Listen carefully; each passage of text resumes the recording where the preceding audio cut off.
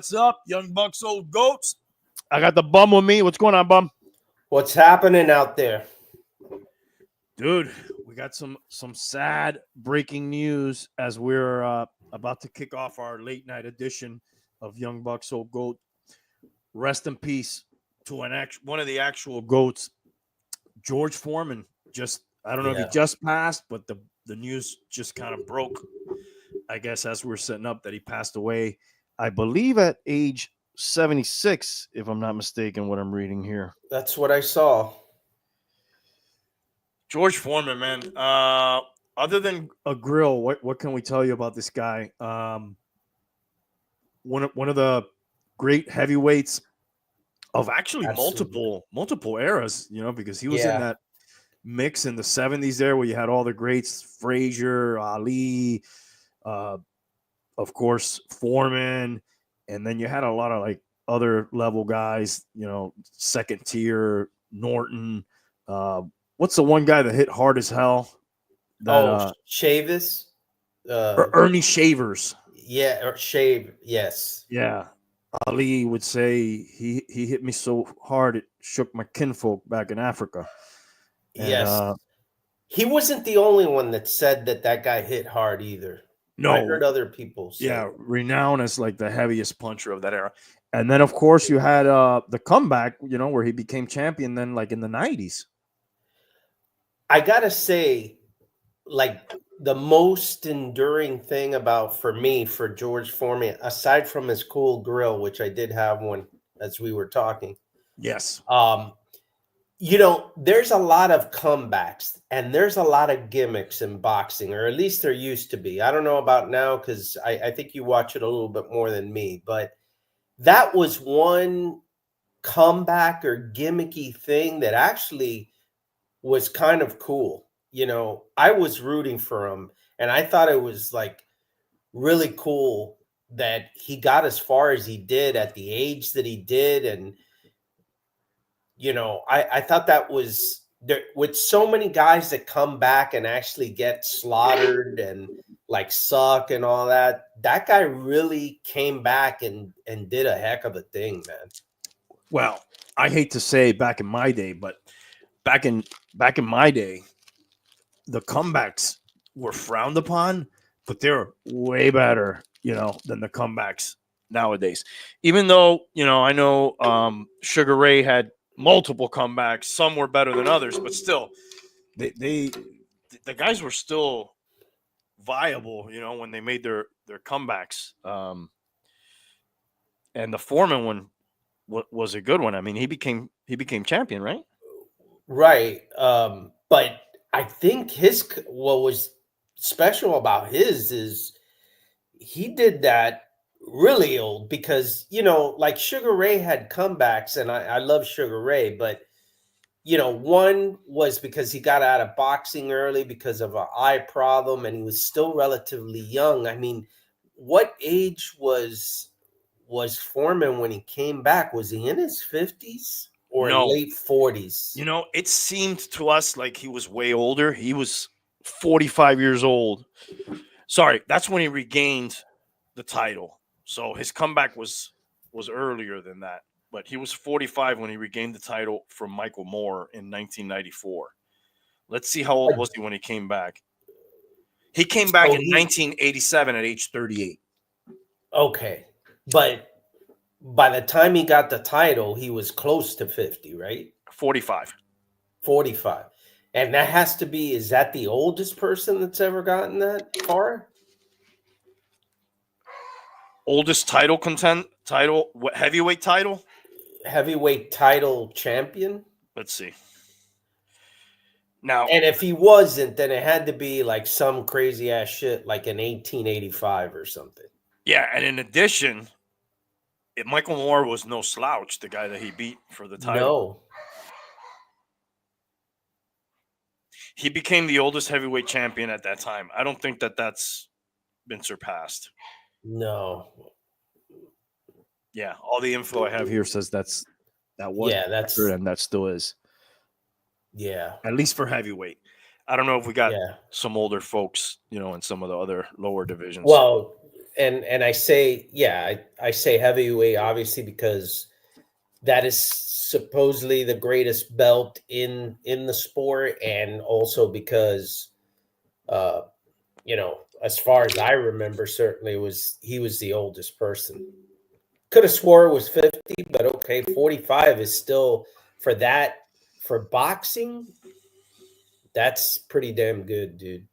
Yeah, he did have a 10-year layoff, which that helps and Sure. hurts. He didn't have the wear and Yeah. tear, but he had aged, so that part didn't help. But he didn't have the. Let's see, And how old was he when he turned? he didn't look good. He didn't look like he was in great shape. Like not like how he looked obviously when he was in his prime. No, in his prime, the guy was like an Adonis, dude. And then Yes. later, he was more like a chubby, kind of big dude. Yeah. And it actually like he employed this blocking style that was really effective. He did fight until age 48.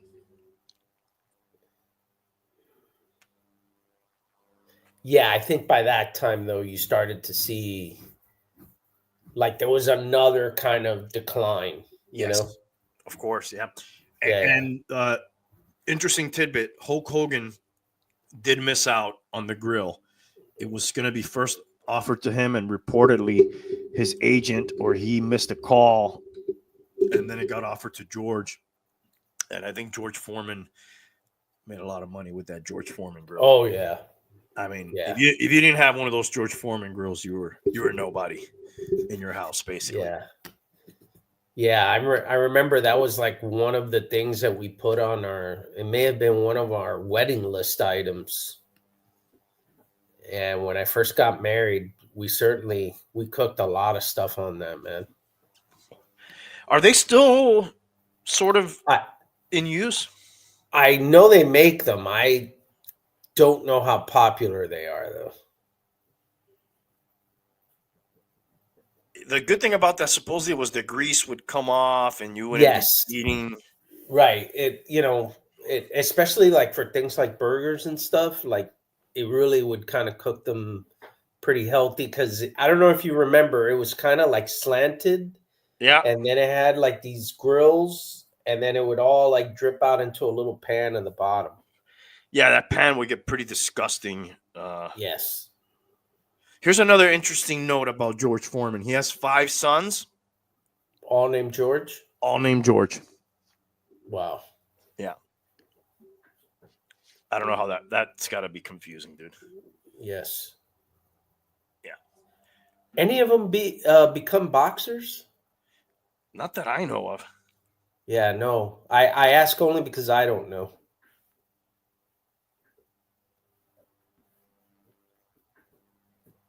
Usually the children of boxers are smart enough not to become boxers. It says, yes, some of George Foreman's children, including George Monk Foreman III and Frida Foreman, have followed in their father's footsteps by becoming professional boxers. George Wow. Monk Foreman III competed as a professional boxer between 2009 and 2012. And Frida Foreman, she boxed professionally in 2000, retiring with a 5-1 record and 3 knockouts. Sadly, she passed away in 2019 at the age of 42. Wow. George Edward Foreman III has an impressive professional record of 16-0, but this guy must not be active anymore. Let me ask you, because I thought about this as soon as I saw the headline.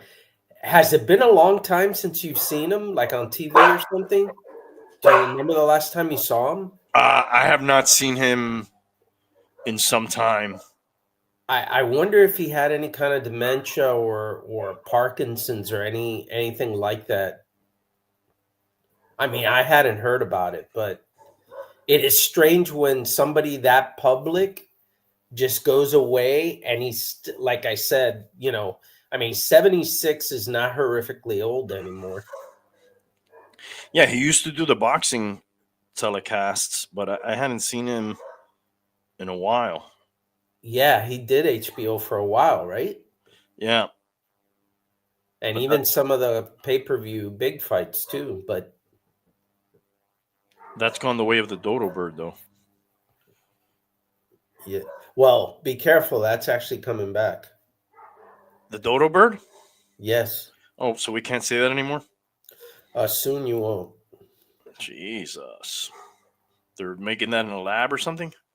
They've made woolly mammoth mice, which is the first step.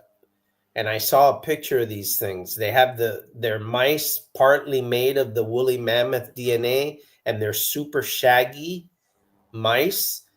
And they say that by 2028 they'll have a full woolly mammoth, and then they'll move on to the dodo bird. But can they make them gay or transgender? That's really what I'm we need to sure find out. I am sure that's in the package, if I could say that. Yeah, or not. Yeah.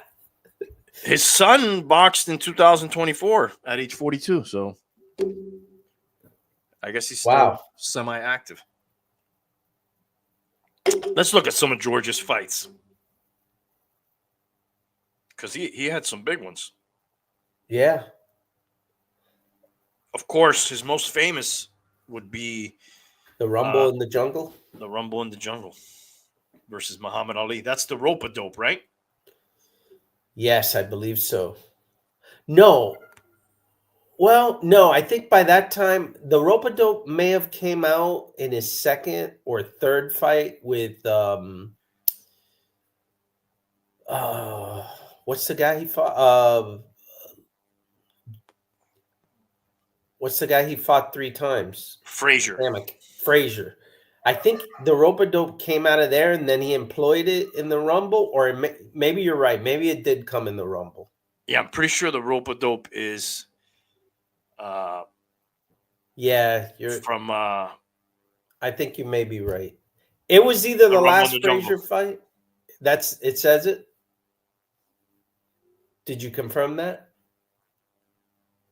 I'm looking it up right now as we speak. But I'd be willing to bet on it. The rope-a-dope is most famously associated with Muhammad Ali in his October 1974 Rumble in the Jungle match against world heavyweight champion George Foreman in Kinshasa, Zaire. Yeah. So, yeah, that's where the rope-a-dope... What would you guess Foreman's record is? Does he have like 4 losses maybe? Or 5? 5 losses. Yeah. How about wins? A lot of wins. A lot of wins. Yeah. 76. Yeah. Because, like, when he came back, did he have maybe 1 loss? I believe besides, he lost to a guy named Jimmy Young in 77. So he had lost to Ali, and then Jimmy Young he lost, and then that's when he called it quits. So he had 2 losses before he came back. Yeah. Let's take a look at some of his wins here. 69, that's when he starts fighting. Chuck Wepner. Remember Chuck Wepner? Oh, I've heard of him, yeah. Is Chuck Wepner Cinderella Man? No, that's somebody else, right? Yeah. We're going all over the place here. I want to look that up real quick. You've seen Cinderella Man, right? That's the one with Russell Crowe? Yeah, it's based on James J. Braddock, sorry. Yes, Russell Crowe. Yeah. Chuck Wepner's known as a tough guy, though. Yeah. He fell just 19 seconds short of a full 15 rounds against Muhammad Ali in 1975. He is the last man to fight Sonny Liston. Was that after? That's after Ali fought Foreman. I don't know. We're opening too many windows here. But Chuck Wepner is a formidable opponent, I guess is the point I'm trying to make. Yeah, no, absolutely. I always heard that guy was good. I don't remember seeing a fight with him, though. He beat that guy in his 4th fight. Let's see some of the other guys that he some of these guys are probably good, and I just don't know who the hell they are. It's a lot of fucking fights, dude. Like he's fighting like 5 times a year, 6 times a year. Man. Joe Frazier, he beat Joe Frazier. And there were 15 rounders, for God's sakes, man. No wonder those guys are all fucked up. He beat Ken Norton. Yeah. And then he lost to Ali. And he beat Ron Lyle. He beat Joe Frazier again. And then he lost to Jimmy Young, and that's when he hung it up for 10 years. Came back in 87. He beat Tim Anderson in 87. I don't know if you remember Tim Anderson. That guy was pretty good. I don't. Doesn't ring a bell right now. So basically, of that era, the 3 big guys are now gone. He beat Jerry Cooney. Jerry Cooney, the Great White Hope. He lost to Evander Holyfield. He lost to Tommy Morrison. He beat Michael Moore. He beat Lou Savarese, and then he lost to Shannon Briggs in his final fight. Yeah, dude. Ali's gone. Frazier's gone. And Foreman. I know Ken Norton's been passed already for some time, too. I think of, and he's sort of the bridge of that. I mean, he was in the 80s like Larry Holmes, but, right. You know, he was sort of that bridge guy from that era to, and I gotta Larry say, Holmes? man. You talking about? Yeah, Larry Holmes. Yeah. Yeah. And then Larry Holmes, super boring, man. Super boring. Yeah. And then this guy went Great over jab, though. This guy went over that bridge. Because he actually was prominent in both eras, but not in the in between. Yep.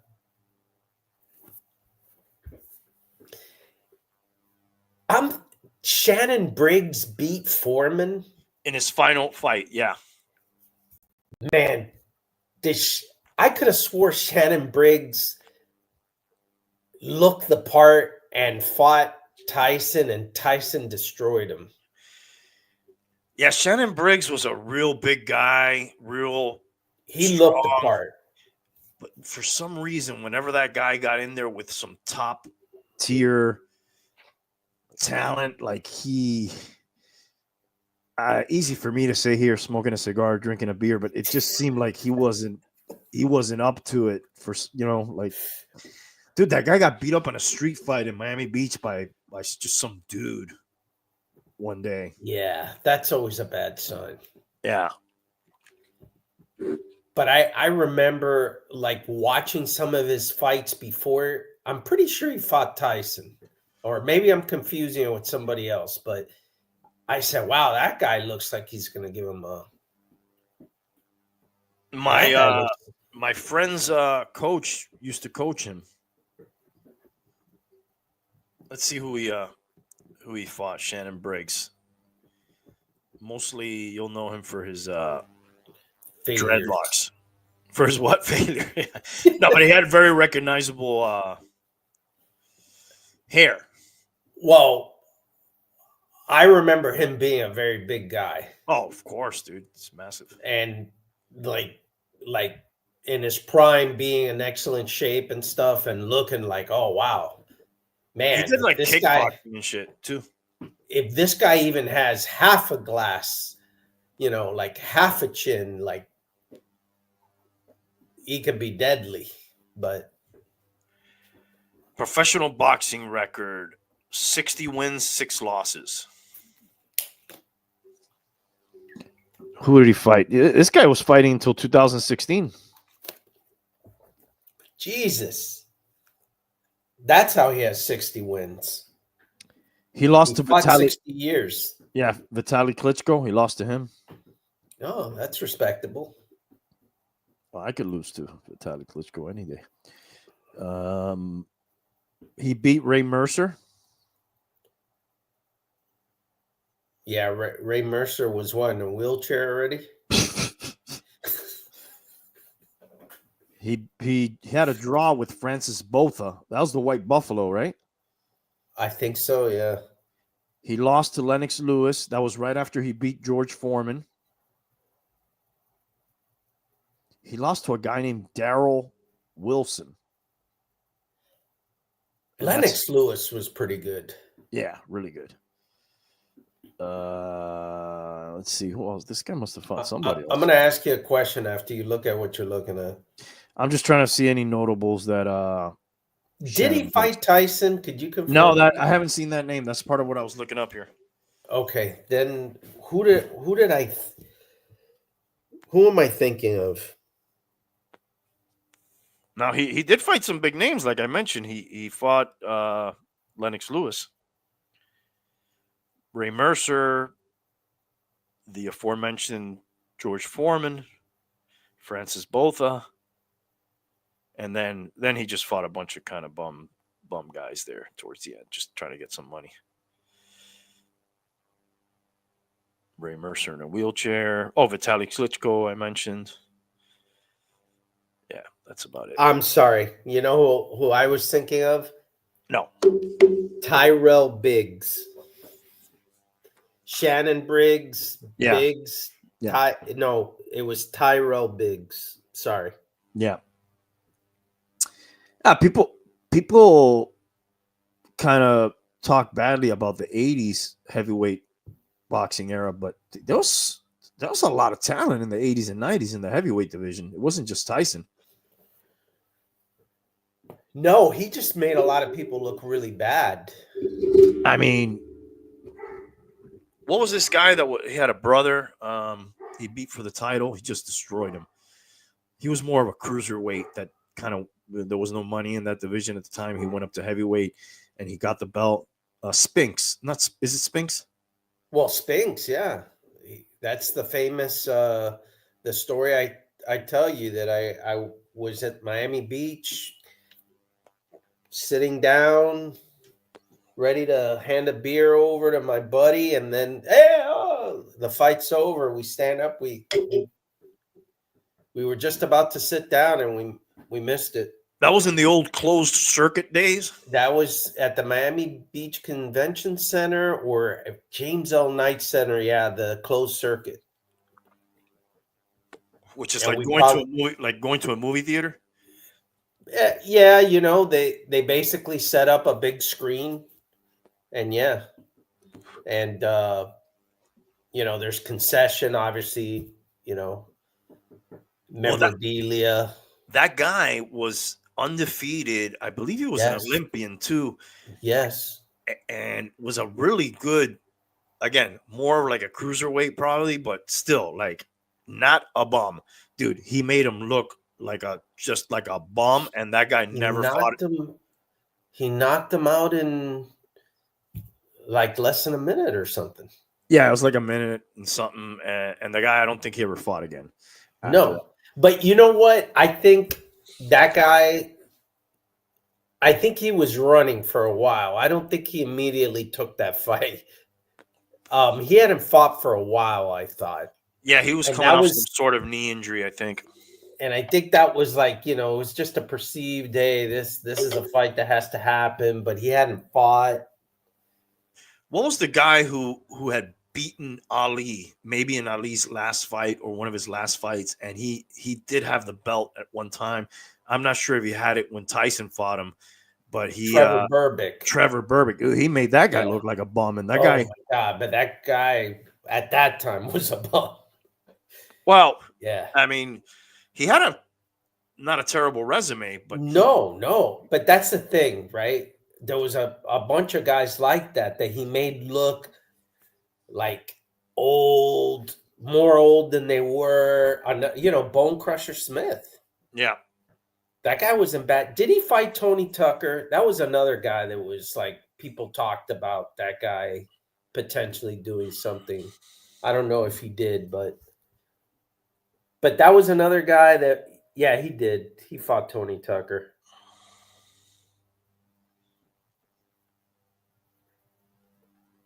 There was a few other guys around. Donovan Ruddock.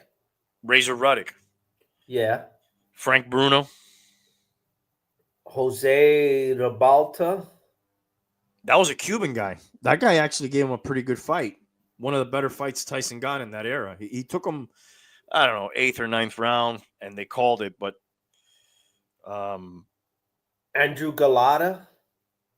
yeah, that was more 90s. Holyfield, Lennox Lewis.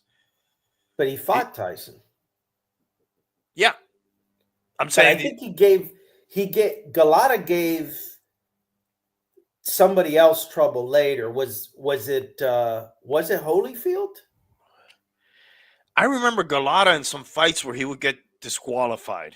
Yes, he was a low puncher. Yeah. Yes. It may have been against I believe his biggest fiascos, I'm going to look it up right now, were against this big heavyweight guy, Riddick Bowe. Yes. They had like multiple fights that were like called off because of multiple low blows, I believe. Yes. That's the first time I ever saw that.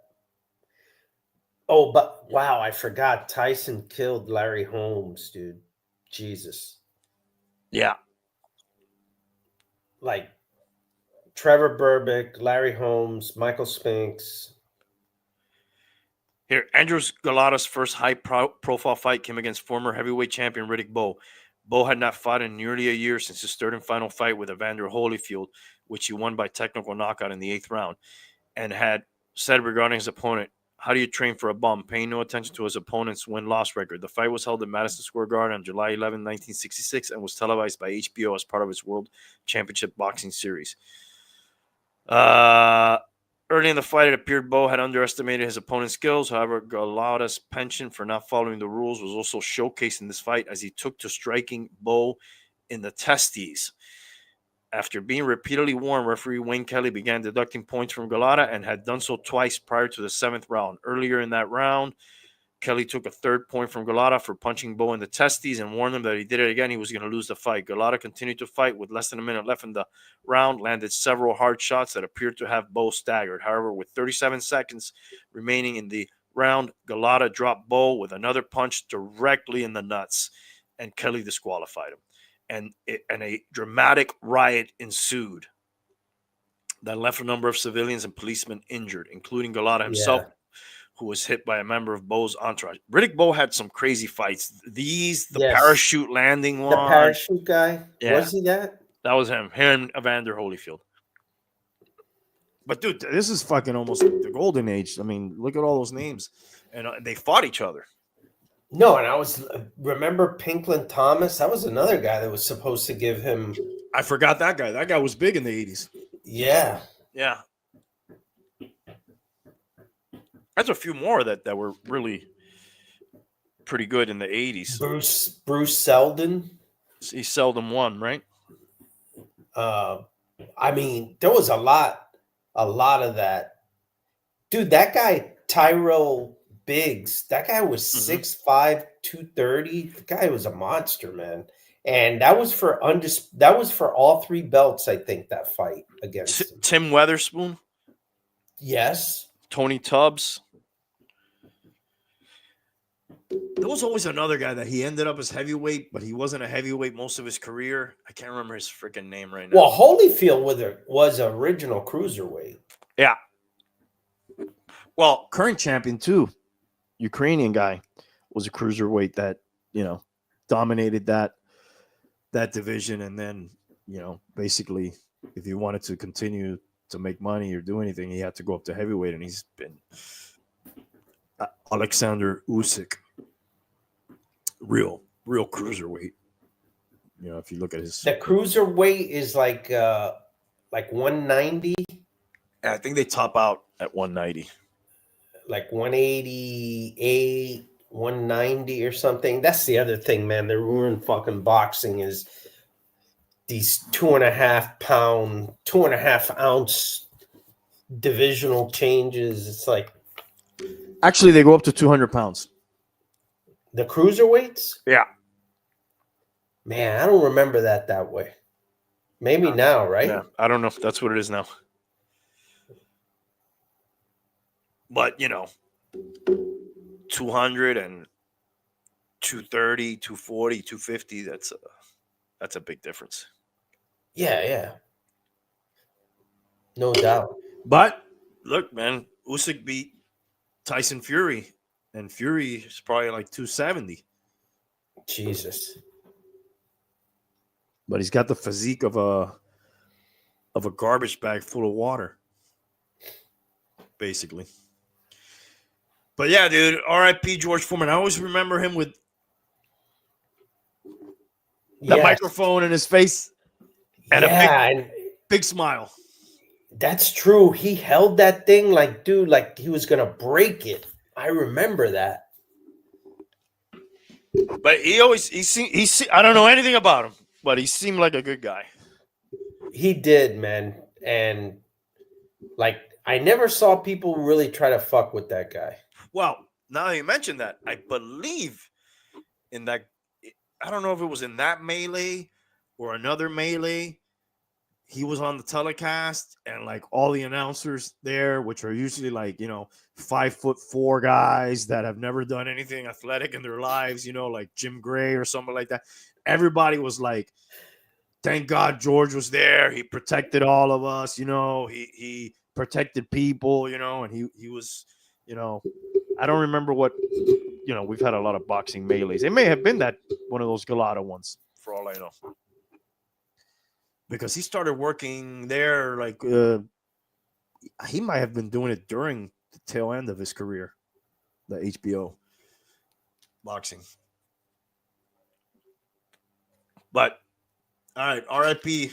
Big George. That's wow. He was sad news. 6'4", 260. Wow, that's a big. They had a movie out on him last year, I think. Like released in theaters, like kind of a what do you call those? Oh, a biopic? Mm-hmm. Oh, I don't think I've seen that. I'll have to check that out. Yeah, I can't remember the name. The guy kind of looks like him too. All right, let's get on with it. So we're in the middle of free agency. When is it over? I think the big surge, I mean, you could still sign people, I think, now, but that first big surge, I think, is over with. Because I've seen a lot of, me and those lists. I've seen a lot of, those grades where they give all the teams and that kind of crap. So I think that initial big surge, because it starts March 1st? Right. There's like the tampering, legal tampering period.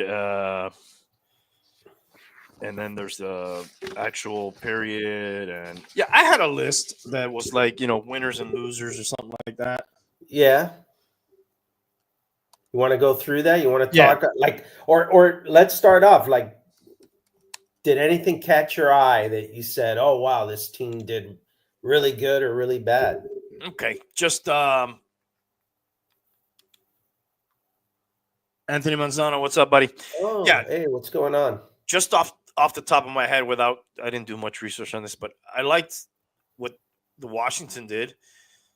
Yes. Adding another elite receiver to a really good young quarterback that now is going to have an extra weapon.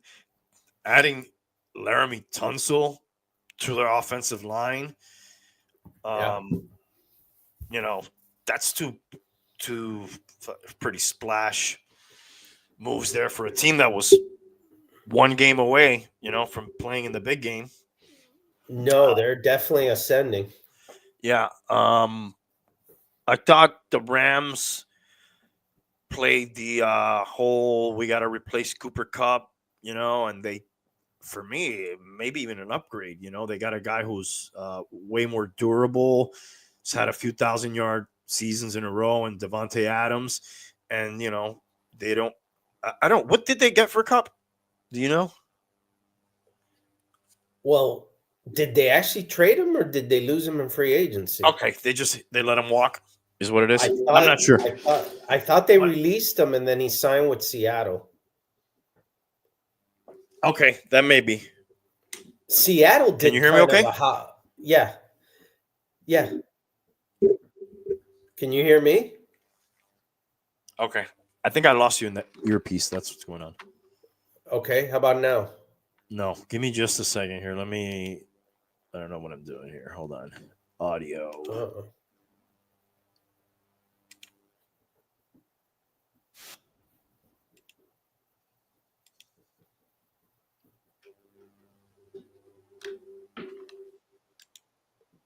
Brought to you by the letter A. Okay, you know what? I think I can go no headphones.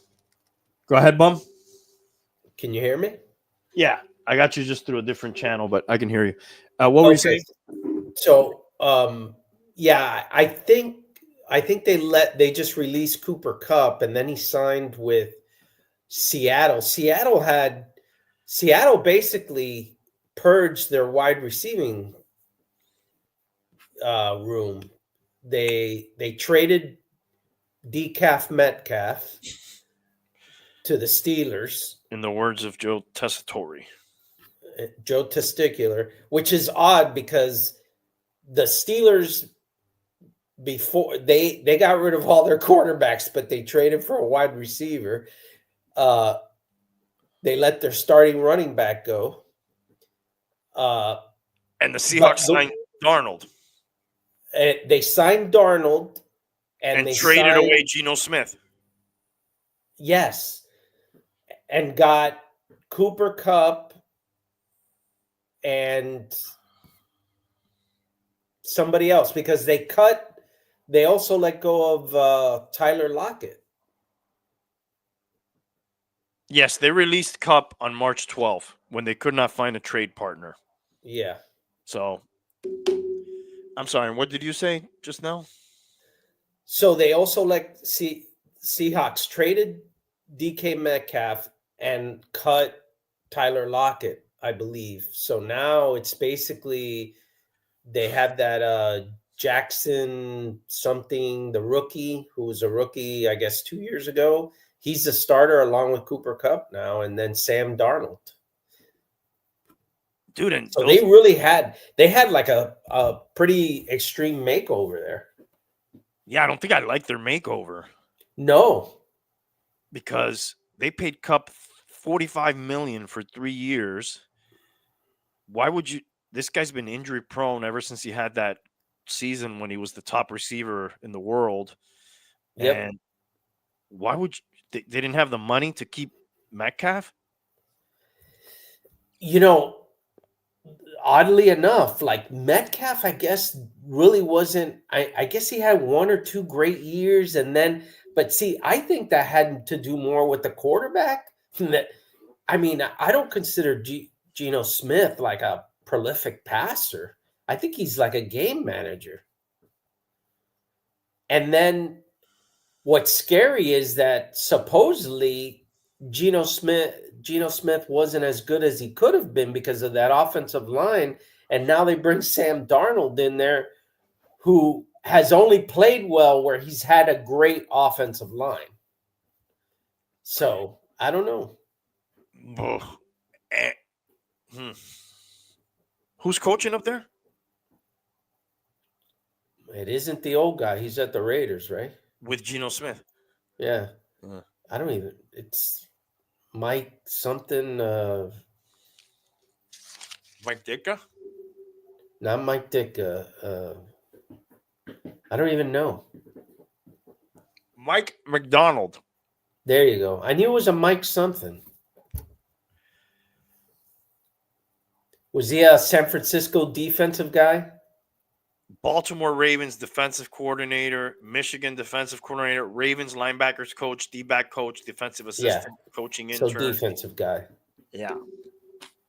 Yeah, I don't know, dude. I don't know about that. Yeah, that would sound shaky, man. Yeah. What else did I see that was interesting? What did you see that was interesting? Well, I think the Jets getting Justin Fields, I think that's good.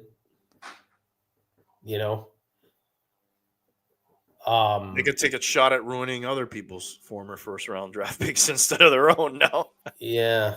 I Where's Rodgers I gonna end up?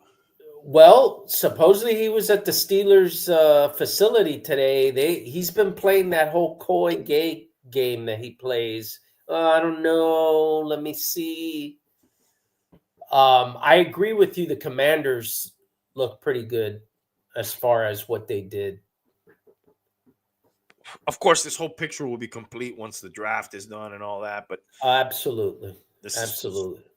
This is just like a fraction of it. yeah. But let me see if I can pull up a list to see what the experts say. Yeah, There was an article I had, which was. I had a CBS one. Do you have it there? Can you tell me what it is? I'll look it up. It's called let's see. And then I want to look at a mock draft. So we can mock it. Absolutely. It's called 2025 NFL Free Agency Grades by CBS Sports. Team by team marks.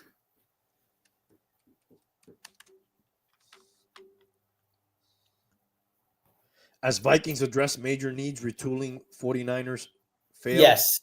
Yes. Okay. Let's see if I can share this thing. That format looked easy to kind of rattle through. Am I sharing it? Yeah. It's just not full screen. Okay, how do I do that? Let's see. Or maybe I'm not full screen. Wait a minute. I think that's as big as I can get it, so to speak. That's what you said. The girls love when I tell them that. See if you could just scroll down then. And we'll do this section by section here. All right. Yeah, there you go. I got the Cardinals first up. They're giving them a B minus. A B minus.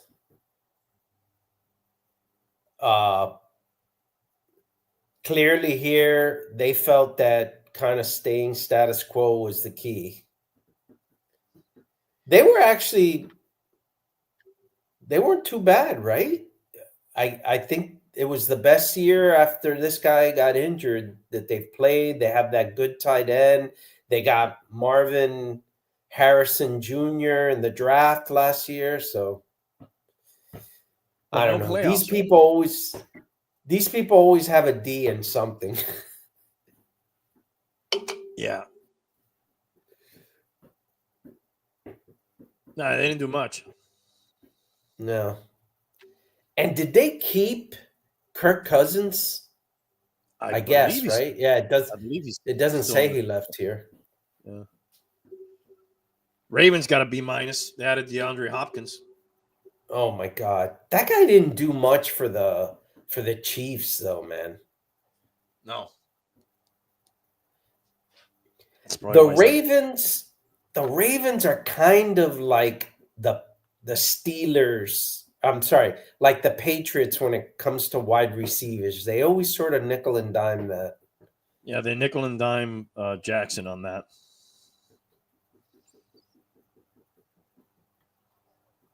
Bills B plus. Wow, they got Joey Bozo, and they let Von Miller leave, but Bosa they got Josh Palmer injured. Yeah, that should be interesting. They let remember they had traded during the deadline for this guy from Cleveland, Amari Cooper, and he didn't do much. Yeah, they don't even have him down as a key departure here. Yeah. So they basically got Josh Palmer to replace that guy, and they re-signed Shaqiri and obviously Josh Shakira. Allen. Yeah. I wouldn't mind signing Shakira myself. Yeah. Greg Rousseau, the other UM. Yeah. Joey Bosa, huh? That's the one from San Diego. Yes. But they're both kind of injury prone. Yeah. I mean, their dad was known for that too, right? Yeah. Panthers got a B. Wow. Wow, they signed Rico Dowdle. Dude, that guy sounds like a gangster on Miami Vice. I want you to go see Rico Rico Dowdle. Dowdle downtown. He's got a package for you. Yeah. Bobby Nothing Brown. exciting there. No, but they seem to like it overall. Yeah. No, They only had absolutely. one departure. I guess just by the numbers, they got more in than out. Here's the first A we see. Wow. And it's all offensive line and defensive line. Mm-hmm. In the trenches here. Well, I guess got to protect the young quarterback, right? Yeah.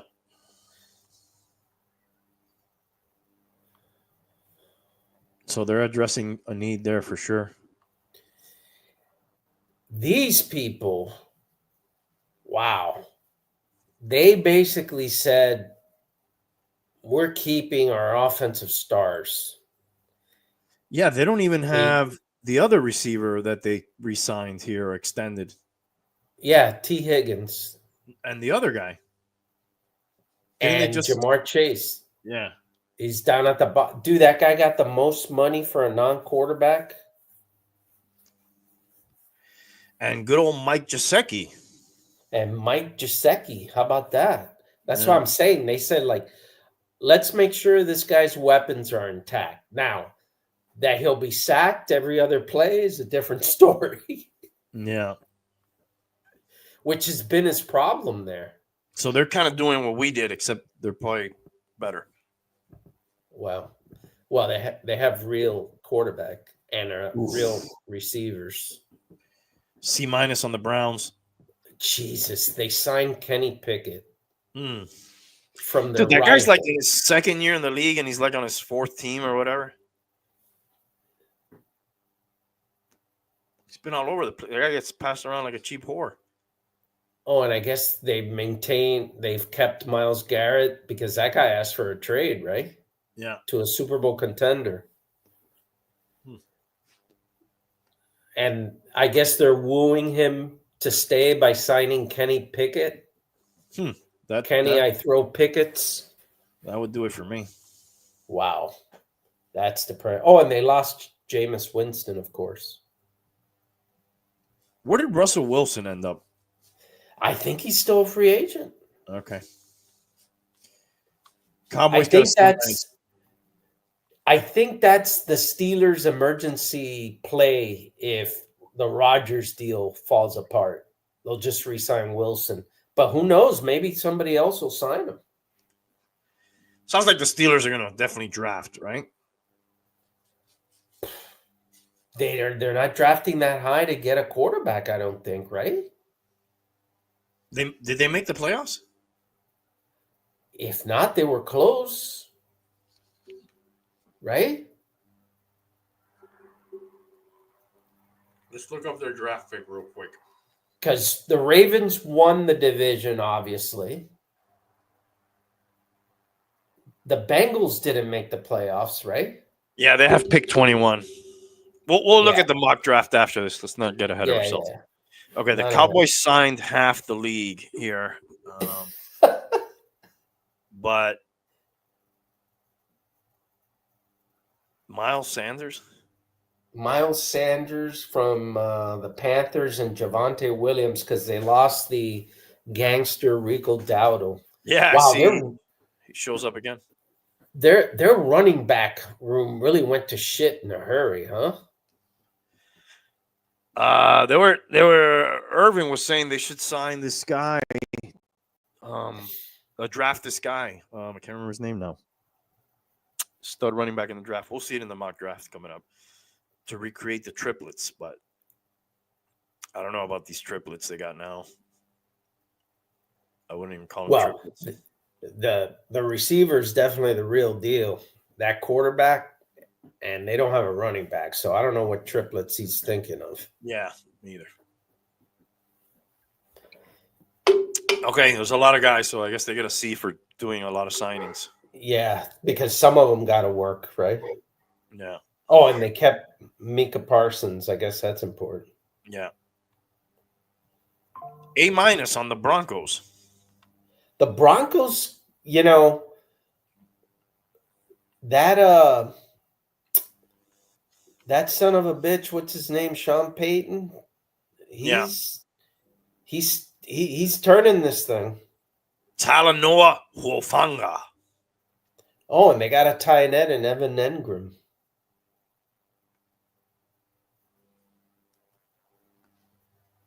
We'll see. They look like they hit on their quarterback. I Yeah, like that guy, I was about to say I like that guy. but we'll see. Yeah. Got the Lions with a B here. Wow, man, their front office has been pretty consistent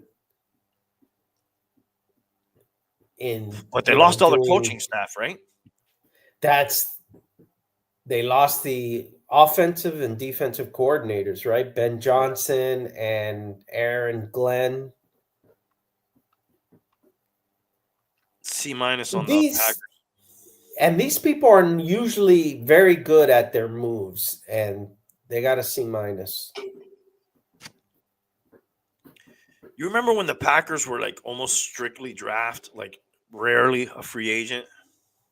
Yes. Those days have gone, but they were always one of the higher homegrown rosters in Yes. all of the league. I don't know if that's still. Man, that helps you so much, man. Yeah. It keeps your salary cap low. It allows you to sprinkle in, when you do need a big price free agent because you have the money because you have so many rookie contracts. I could go on. Yeah, absolutely. Oh, and they happen to fall into the quarterback pile of shit and come out of smelling like a rose every time, man. That's really the important thing. Yeah, that makes it so much easier. Yeah. Look at these people. They signed a ton of people, but apparently CBS does not like any of them because they got a D. Yeah. Lost Tunsil. Christian Kirk. That guy seems like an underachiever.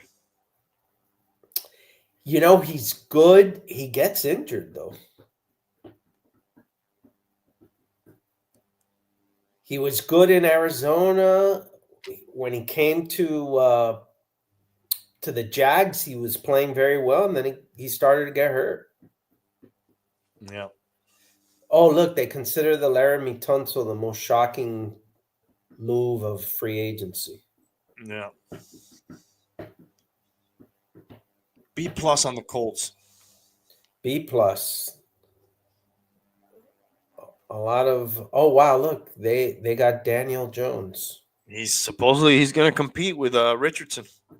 Fuck yeah, man. Nothing's given to you. That'll light a fire under your ass. Where was he last year? Towards the end of last year, Danny Dimes? Was he in the Vikings? Maybe. Yeah, I thought he was at one point. C for the Jaguars.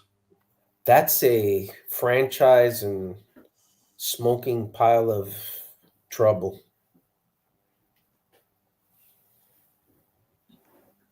Who did they get to coach that? I don't know who their coach is. Let's look it up.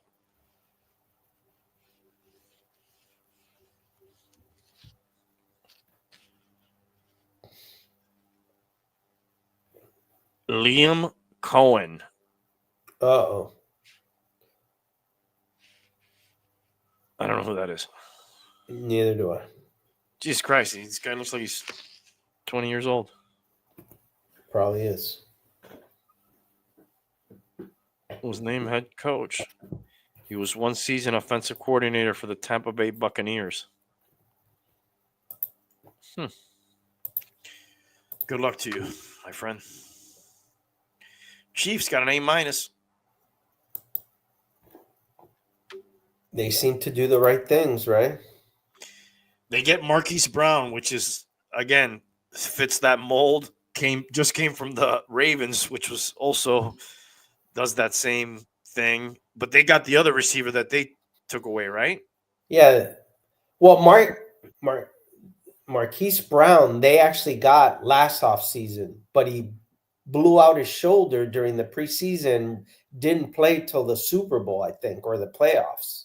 So basically, they just retained him. Right. And then sent Hopkins. Well, didn't send them, but Yeah, Hopkins ends up going. So, but you see, they're interchangeable. It's all yeah, this level.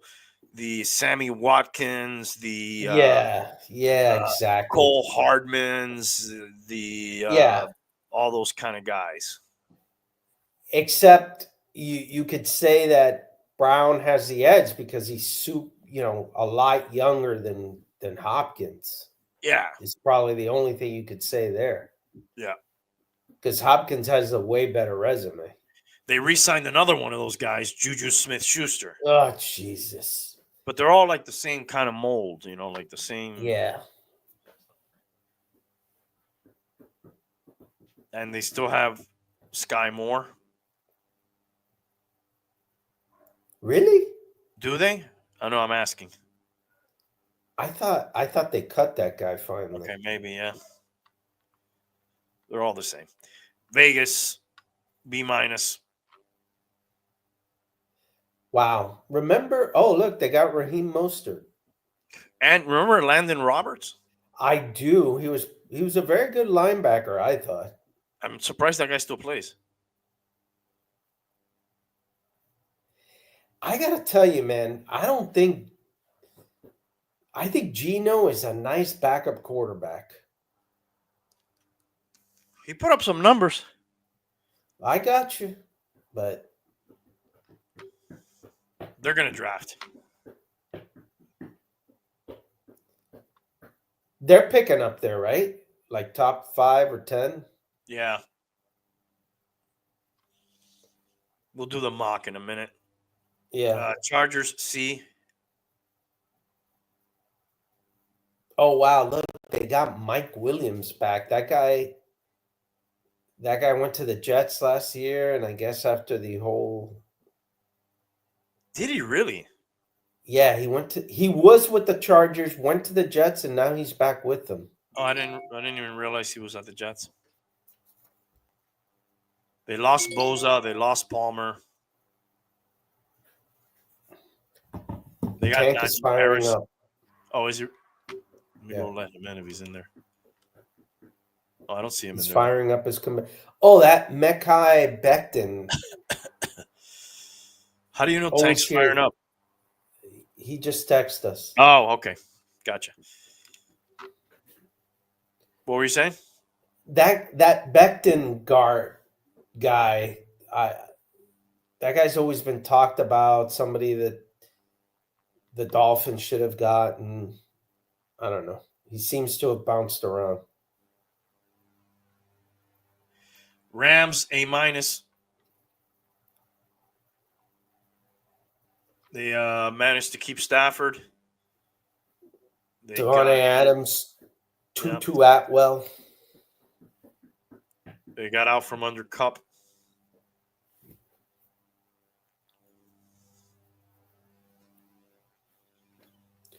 Puna Ford. I think they did okay. What did they get? Puna Ford. Defensive tackle. They got an A minus? Yeah. Yeah. Oh, and look at these guys. Yay! They don't even have our signing, Gay Jr. here.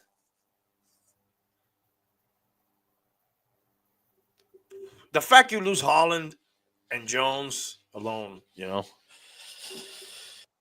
and then your shows key you signing, how bad your talent is. Yeah, your key signing is Zach Wilson. Jerry Wilson. I feat you, Melon Funwool. And another guy that's a medical experiment, James Daniels. Everybody says James Daniels is a solid player if he can only stay healthy. The Dolphins lose star safety Javon Holland, which was expected if you paid attention to how Miami's brass spoke about this upcoming free agency. James Daniels, a solid addition to an offensive line that needs several additions. And then Zach Wilson is the new Tua Tagovailoa backup. There are people who believe he will have a resurgence one day. But that One day. and that could come in the AFC East. Do we have Tank in there? No. I thought I heard somebody in the back room. Oh, yes, he is there. Yo! What's happening? What's up, dog? Cheers. Cheers, brother. We're talking Dolphins. Oh, no. All right, I'm out of here. Peace. Yeah, too depressing. What a fucking We just shit passed show. them. Now, Bum, before we move on from the Dolphins, do you find it is interesting that there was no restructure on Tua's deal? Well, yeah, because they're not trying to get anybody. Is that because usually they go to the guy making a lot of money and say, hey, we're trying to help you, we're trying to get some more talent, we're trying to patch these holes up, we need you to fix, restructure your deal. But or are they not trying to get anybody because they're not trying to restructure him, because they don't want to restructure him because that'll tie them into him for longer and for more dead cap space money? Are they being frugal in that regard where they've learned their lesson? They don't want to go in deeper with this guy and create a bigger cap hit, because as it stands now, they can cut him, I think, after 2026, and it'd still be reasonable that they could function as a team. But if they double down on him and restructure him, it just kind of extends that time frame, and the cap ramifications are even worse. I mean, I read a whole angle on that's kind of what they're telling you. They're telling you that they're no longer that sure about that, and they're like, we're not gonna. Restructuring is that like they'll give you the same amount of money but just longer amount of time. Well, it could be that or. Sorry, go ahead. No, go ahead, Mom. That or they pay you more money in cash up front and less on the yearly, right? They convert. They can convert more of it to guarantee money, right? Or they can convert more of it to like bonus. But then there's cap hits on it, and when you cut the guy, if you cut the guy, you have a cap hit that's in this case it will be larger. If they restructure him, because they would be giving him more guarantees, possibly longer time, possibly more ramifications if we have to cut him. I see they gave the Vikings a grade. What did they give the Dolphins? No way. D plus. It's a D plus, not a D minus. That's too good. It's a fucking F minus. Yeah, Vikings A plus. That's one of the few A pluses we've seen. And that's losing like the player that played the best for them, Sam Darnold. Yeah, but they probably have a guy. They possibly have a guy that's going to be better. Yeah. J.J. McCarthy, is it? Yeah.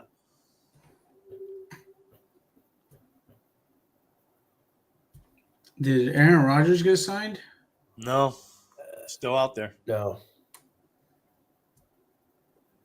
B plus on the old Slapriots. Milton Williams. These guys still need a freaking wide receiver, dude. Well, they're going to probably get Travis Hunter, right? We'll see in a minute.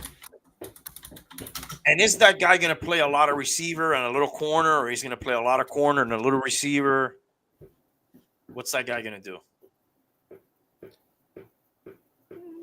In the Patriots, he should only play receiver.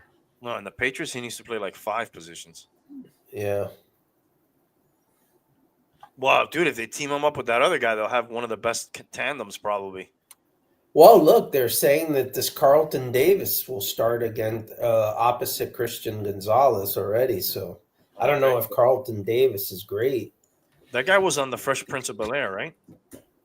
Carlton Davis, yeah. Yeah.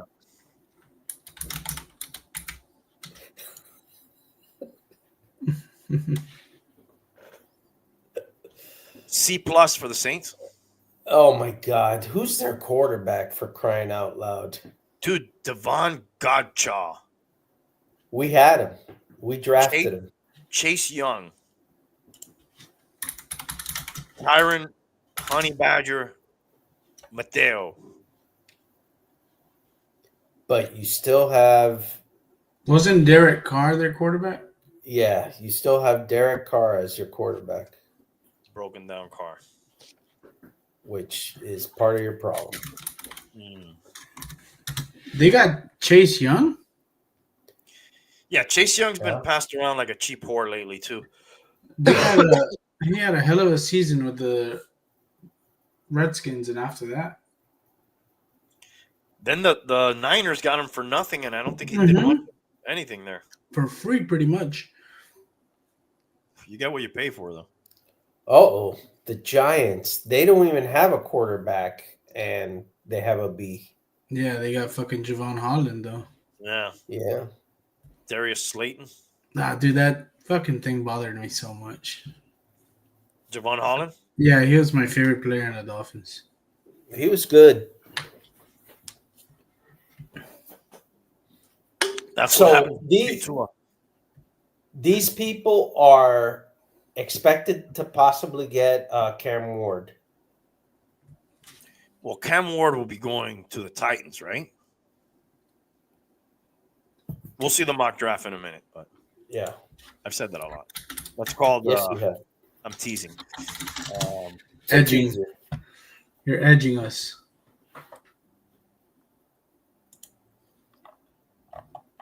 Who has first pick? The Titans. We'll get to the mock draft in a minute. There's that again. They said they might find Shador Sanders on the Giants here in this article here. Yeah, Yes. I'm looking at one right now. It says Shador Sanders. I heard Cam CBS Sports. Ward or Sanders. But they've also said, I don't know if this is all this misinformation. You know, there's a lot of campaigns that go on during the draft, before the draft, that guy's slipping a lot because he's arrogant and all this, and people don't want to deal with Dion. You know, who knows? But we'll get to the mock draft. Who's what's an edge? Edge rusher. Like Myles Garrett? Defense.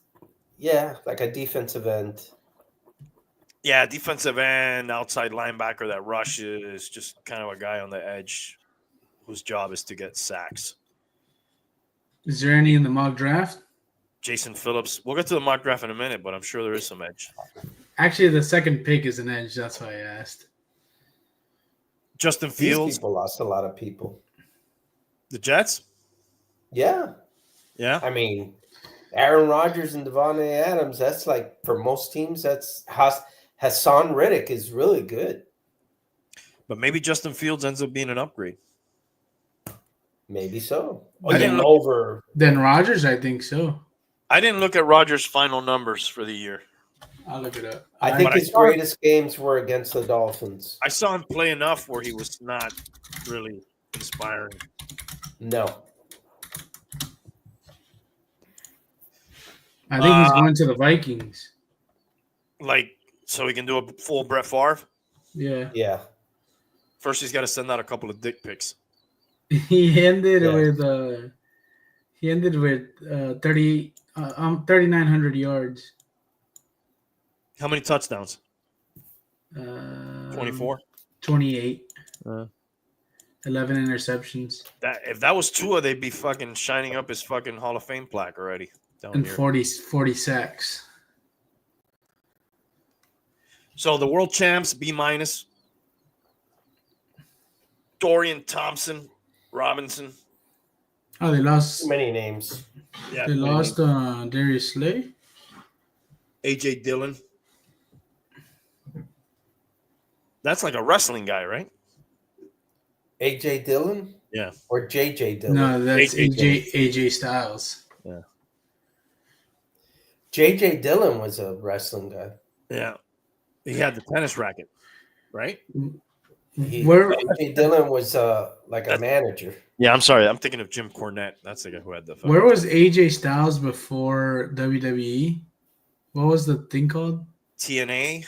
TNA. Dang. Yeah. Tits and ass. Tits and ass. Tits and ass. I thought it was cocks and ass. Yeah.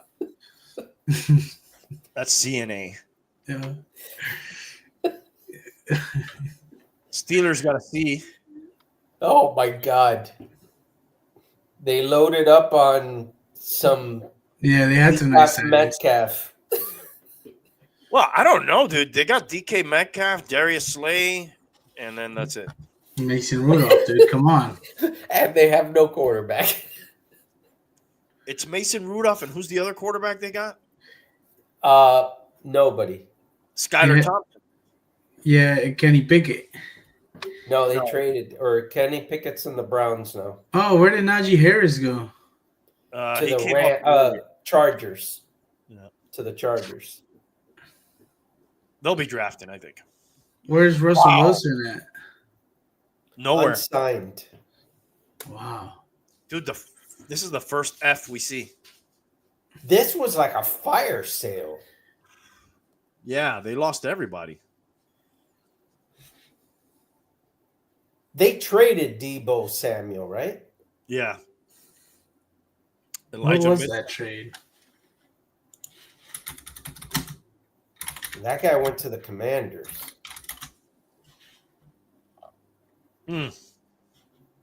That team's got a. It's gonna have. This team has crap years there in between. This looks like it's gonna be one of them. C- on the Seahawks. Sam C. Darnold, Cooper Kupp, DeMarcus Lawrence, The C- Hawks. and Butterfingers Marquez Valdine Scantling Butterfingers. Oh, dude, that guy is trash, dude. That sounds like somebody who's picked that guy up in fantasy Hell yeah. after a big touchdown game. That sounded personal, dude. Nah, I had him. I got him in the draft. Oh, even worse. He was your last pick, right? Chris Who was Godwin. drafting for you, bro? Chris Greer or what the fuck? Yeah, Chris Greer and fucking Stephen Ross. B- on the Bucks. That's basically just kind of keeping. Well, they got Hassan Riddick. That was about the. And then They signed Hassan Reddick How about that? and Chris Godwin. Levante David, isn't that the guy that came here and fucking fucked us? No, that's not Levante David, right? What's the name of the guy that came here and didn't fucking play for us? What? That linebacker we signed and then he fucking quit. From these people. Oh, that was Shaquille. Barrett. My bad. Yeah, Shaq Barrett. Yeah. Hey, you know when you said Hassan Reddick? Yeah. I had a flash to anal bum cover. Tampa Bay Buccaneers signed Hassan Reddick. That is how it's spelled. He signed him to a 1-year deal and he quit. He retired. Yeah, but then like halfway through the year he wanted to come back, but not for us, right? I'll take semen catchers for 400. We re-signed Tyrell Dodson. We do a lot of re-signing, right? Yeah, that's a kiss of death. I've resigned to the fact that we're gonna suck forever. I would expect that we're gonna be worse.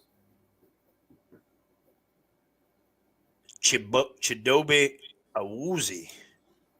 Oh, watch you woozy. That's every time Tua gets up from a sack, he's a little bit of woozy. Yeah. Oh, and we stole their wide receiver, Nick Westbrook. Ikain. Too many fucking names, bro. You got to be good if you're going to have all those fucking names, you know? Yeah.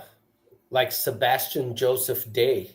Like Odell Beckham Jr., who's now under investigation in the Diddy files. Yeah. Who's just the only thing prominent about him is old. Odell Dickham. Old Dickham. That sounds horrifying, especially for a young girl, dude. Let me introduce you to my friend. What about Michael Valdez? Dickham. And his friend, Red Dick. What are the charges? What are the charges? Oh, Enjoying a succulent Chinese meal? He's touching my cock? Oh, man, that's another good one. That's a classic, dude. I think you showed us that one, Bum. Anal bum covers for $500. I like what's going here. What's going down here. Wow. Yeah. Yeah, that's pretty good. Bobby Wagner at 105 years old signs. Or Bobby Wagner's like 120 years old, but he keeps playing well. If we would have signed that guy, he would have been a bum. Did that guy play here last year? Who? Bobby Wagner? Play where? For the Dolphins? No, the Commanders. Oh. He might have been a Seahawk. Well, he definitely was a Seahawk at some time. And he went back after some time too, I think. Yeah. Yeah, he was commander last year. Okay. But they did lose Cornelius Lucas. What about Jeremy Chin? They took it on the chin on that one. Let's guess his ethnicity. They got our old corner who played well last year. And he had like a bunch of names. Or one name that sounded like a bunch of names. Noah Ingham. Dude, I heard he had a good year and they re-signed him. Mm-hmm. Isn't that in here? It must not be that good. They don't have him here. Noah. I could have swore I could have swore that I heard that he had a good year and they re-signed him. I know he had a good year. Wow. That's it. All he needed is a good coach. Tank, anything sticks out from what you saw there? Any team in particular that you like what they did? Yeah, Commanders Definitely, got stronger. Yeah. Definitely. They I don't know about those Seahawks. I think whatever they did in their front office and their whole organization, it worked, and it's what fucking we should be doing and the Cowboys should be doing. Got to get new people in the front. You got a mock draft there? You want to? Yeah, I got CBS Sports. Let me share it. All right, we'll keep on with the CBS line of thinking here.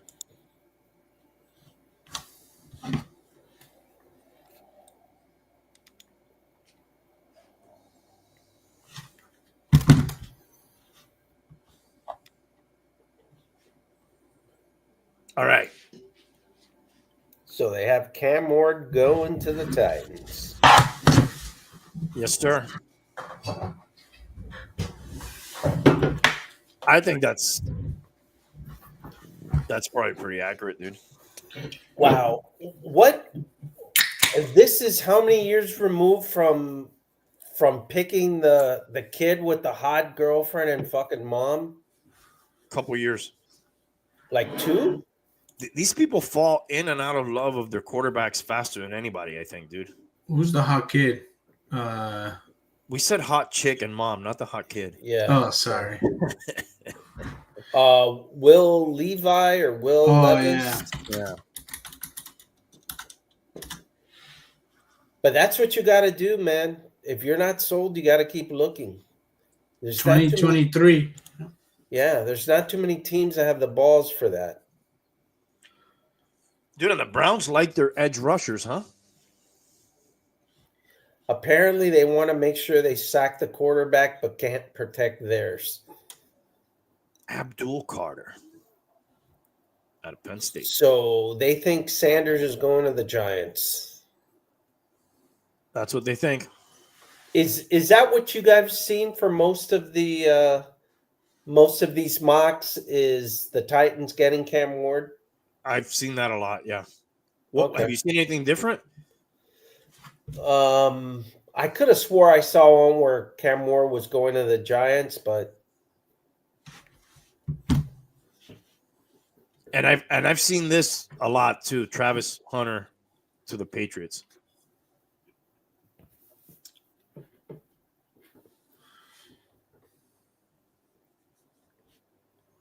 Armand Membu. wow, Leary. that's a great wide receiver name. Teta Iroa. Tetoria McMillan. What Dude, the there's hell some is funny. Speaking of Teta, MLB did some caps where they like put the logo of the team like prominent in the middle, and then behind it, like they wrote the name of the city or the name of the team. And they did one for Texas, and it's TE. The X is kind of taken out by the T from the logo of the Texas Rangers, and then AS Texas. But when you read it, it just says Teta. Did And you get one? No, dude, it became like a collector's item. They pulled it off the shelves. They're selling for like a lot of money on eBay. There's a couple other ones that like the Astros says assholes. I think the Angels says anals. Anal bum covers. And there's one from the Oakland A's that says ass.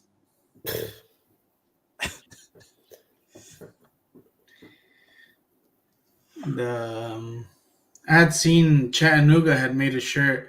It said Nuga, but the O's were eyes, like eyeballs, and it said Nuga, and they had pulled it because a lot of people were claiming it was the N word.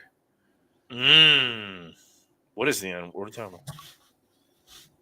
A certain N word. Oh, that shall not be. He who shall not be. I'm not familiar with Teta Iroa McMillan. Yeah, I don't. Where did he come from? Arizona. Yeah, He had Wildcat. He had 1,300 receiving yards. Does it say Ashton Jeffrey has been a popular pick for the Raiders here? Yeah, I guess. Did they mess up? Let me see how We'll it see is. that guy later somewhere. Jets. Yeah, that guy's from Boise State Broncos. Ashton. Yeah. Oh, that's the running back, right? Ashton Jeffrey? Genty. Yep. Yeah, they're saying if the Cowboys have a chance to get that guy, they should get that guy. That's the guy I was talking about with the bump to make the triplets again. Jets going with an offensive tackle here. Will Campbell. I've heard this guy may drop. Who, Will Campbell? Yeah, I read an article. Joe Shad wrote that, like, if this guy or Shedeur Sanders drops for any reason to the Dolphins pick, they got to get those guys.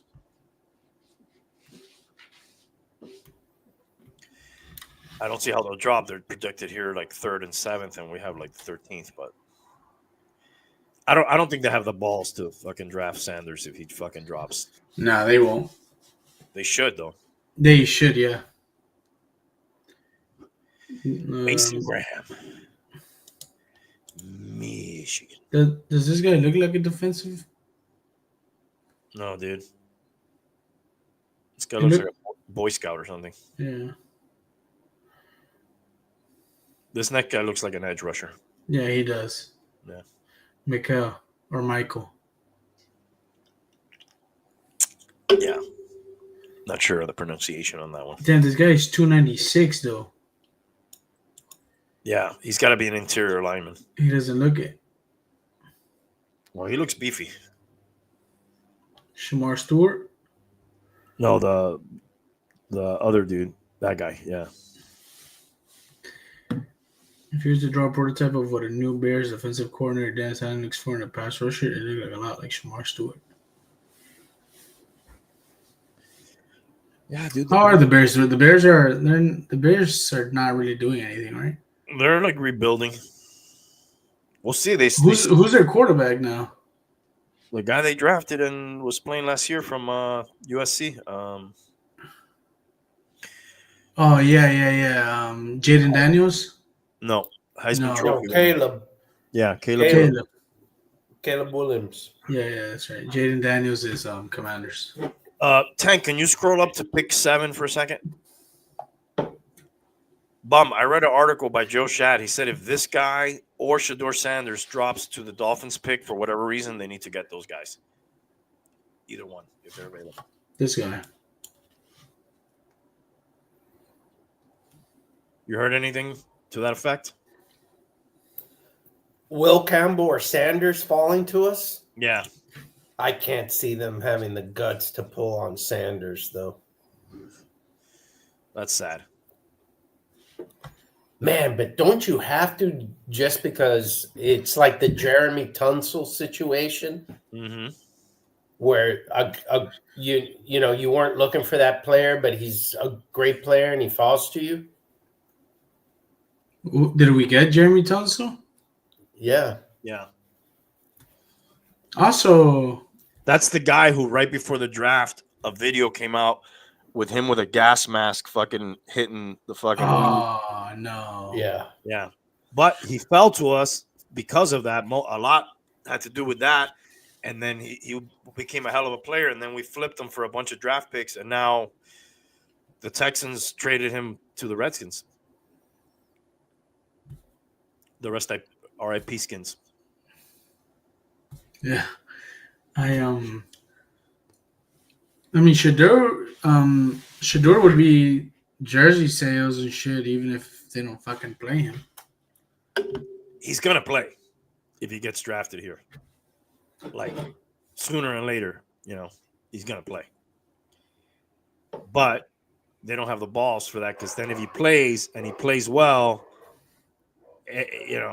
well, then what do? You put Tua back in, and then people are going to be fucking chanting for Sanders every time Tua throws a stupid pick, and then you have this $213 million guy on the bench, But the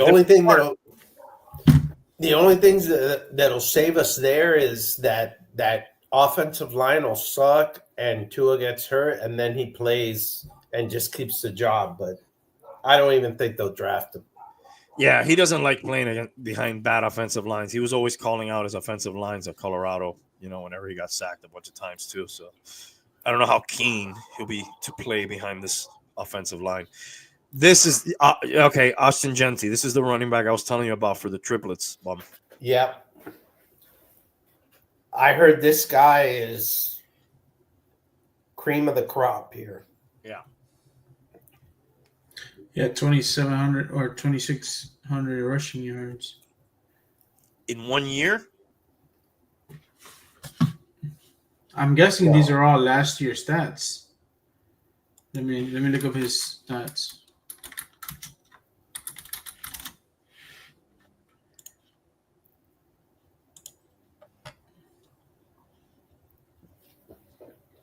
No, yeah, in just 1 year. Wow. Last year. 29 touchdowns, yeah. Jesus. I can see why the hype. Boise State. Are they the ones that play on the blue field? Yes, I think so.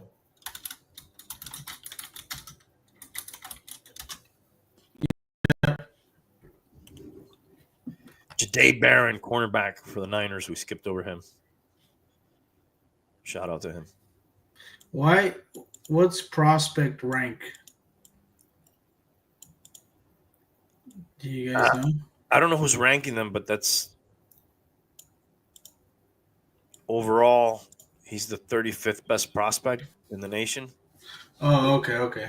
Seems low for the 11th pick overall, but So what do they Malachi got us doing here? Starks. Oh, Malachi geez. Starks, a safety. Malachi Starks. I read something that we shouldn't go safety here. That we should go offensive line. Look, it says Malachi Starks didn't have the greatest performance at the combine. That's exactly why we're targeting him. Exactly. We're always trying to make the steal of the century. Malachi gave his kidney to his brother in his junior year and is recovering from health problems. He played one quarter after that. Expected to be a great humanitarian. Let's look at his. Those are the guys we get. Let's look at his fucking stats. One interception last year. It's that love for big programs too that we have.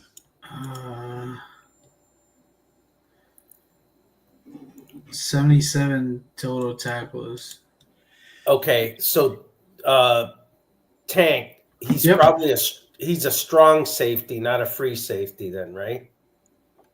From what I read, that he can go both ways, so to speak. Hey. Because his stats sounds of a strong safety. A lot of tackles, not many interceptions.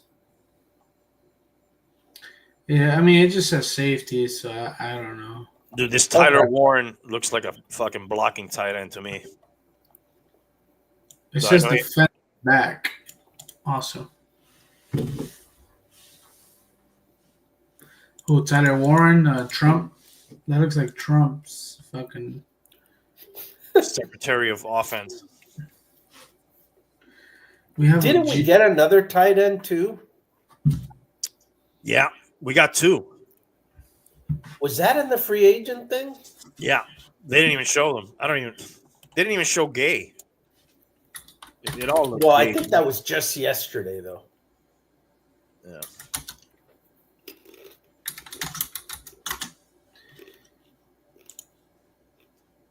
Brown. Jihad Campbell? Farrell Brown. Yeah. Unrestricted free agent. Yeah, they got another guy that is like a receiver, but he's really a tight end, basically. That other guy they got. Farrell Brown? No. Julian Hill. I don't know. Remember the guy's name, dude. It was a receiver, but he's like a big ass receiver who's basically like a fucking tight end. Oh, they like to do that too. Jihad Campbell. Hopefully, there's no jihad. Fucking Alabama. Atlanta needs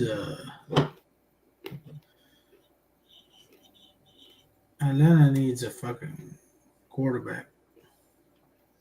Well, they got Penix. And I think they still have Cousins, right? Yeah. Yeah, but I don't know. He didn't do much. I know, but dude, look at history. It is rare, except for Dan Marino. Nobody comes back from those Achilles injuries and plays well the next year. Look at Rodgers. Mm-hmm. Look at Look at Kirk Cousins. Look at our guy. Dang, what's his name? Well, our guy got hurt again, though, right? Yeah. Like Jalen Phillips didn't. Yeah, like exactly. he blew out his Achilles and then blew out his knee. Yeah. And then his We ass. like to take it. He's we gonna like to blow take something that extra this step. next year. We like to take that extra step always. Walter Nolan. I've been pounding the table.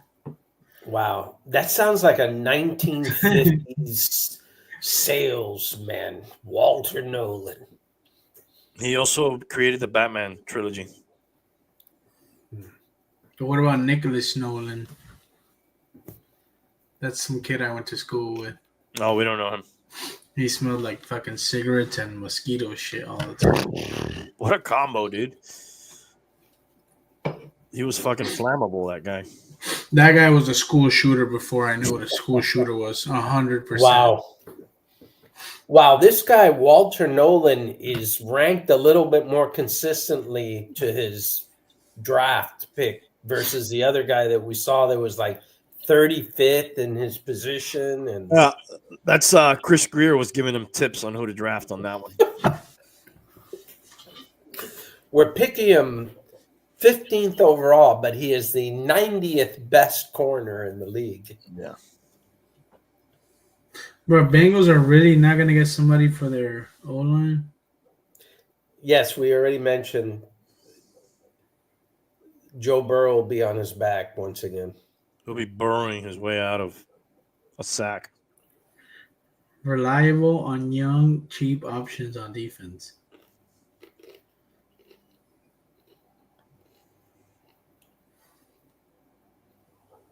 A lot of edge rushers. Yeah. That's kind of the quarterback of the defense, right? Now, like the guy who makes all the money on the defense. Yeah. Luther Burden the third. Oh. He doesn't want to be a burden. It looks like he's... That's it. Look at that. Another good ranking, like second in his position, 13th rank overall. Yeah. Just like this next guy. And they're picking him 20th. That's value. Yeah. Look at this guy. Yeah. Top rated corner.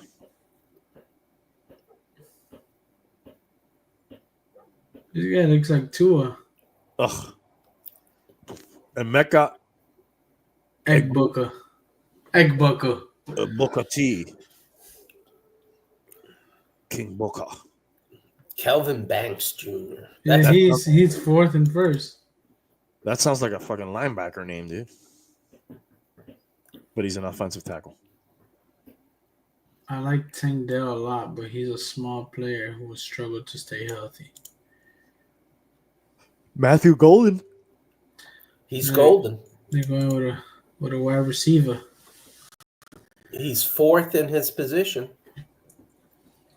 Oh, why do the Rams always get guys named Colston Loveland?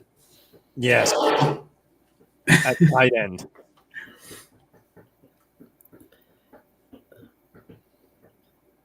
Kenneth Grant. And that is definitely a Raven guy, Kenneth Grant. Yeah. Trey Amos. Famous Amos. Oh, I that's like good. those. Yeah. He's long and fast. That's what she said. What about Gray Zabel? Look at that face, dude. Oh, man. That guy looks like a Packer more than anything. Yeah. But look, that's the Redskins again here. Yeah. In the trenches. Second in his position and a top 30. Hey, is this who you guys were just talking about? Laramie Tunsil? Yeah. Yep. What does it say about him? It says Gray Zabel's destined to be a guard at the NFL level, but that's not a concern. The Commanders have already traded for Laramie Tunsil, but should continue adding more bodies to their offensive line to protect their young franchise quarterback. Yeah, I mean, dude, they seem to be. I've never seen that abbreviation. Is that IOL? Yeah, I was just about to ask you what that is. Interior offensive lineman. No, I get it, but I've never seen. Usually, people are guards or tackles or OL for offensive line. I guess this guy plays center or guard. Center and guard. Yeah. Yeah, mostly you'll see O-line if they're not really sure, but yeah, Derek Harmon sounds like a Bill, like a 1980s pop singer. No, that would be Josh Simmons. Who has like Lionel Richie do a feature on his album. or Josh Simmons, the next guy. Look at this guy. It isn't clear how healthy Josh Simmons will be by the start of the he must have. season. We must have missed him. I must have slipped by us. Considering he was viewed as one of the top tackles in the class before his injury. We must have found somebody that was more injury prone. Donovan Ziruaku. Wow. Edge. Nice job there, Tank. Thanks. Out of Boston College. He's 42nd prospect. What do we think about this one? Fair? What's he ranked in his position? 8th. Yeah, but he's the last pick of the first round. You could say this guy's a second rounder. Even though they probably picked all 7 edge rushers that are ahead of him already, because we saw a lot of fucking. Can we scroll real quick? How many edge rushers are projected in the first round? 2, 3, 4, 5, 6. Okay. Mm. So there's 2 that are ranked above him that they're passing on for whatever reason.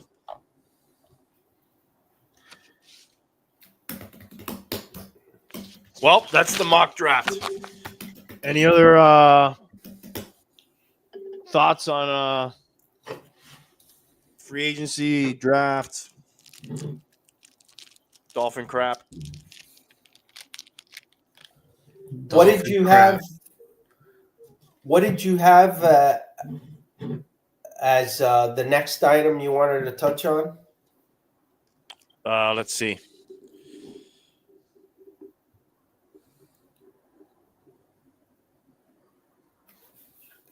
Because I was going to insert something. Hey, buddy, save it for the after party. Insert. Go ahead. Feel free to insert. Have you guys been listening or reading about the Heat and that debacle? Just slightly. Did they pick up a win, or they're still on the losing streak? Well, as of yesterday, I don't know if they played today, but yesterday they had lost, I think, or the night before. So,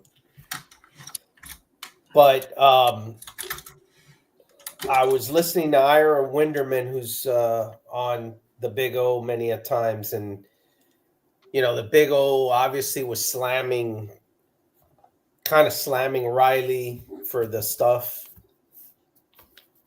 What's up, Raphael? What's up? I may have seen that episode.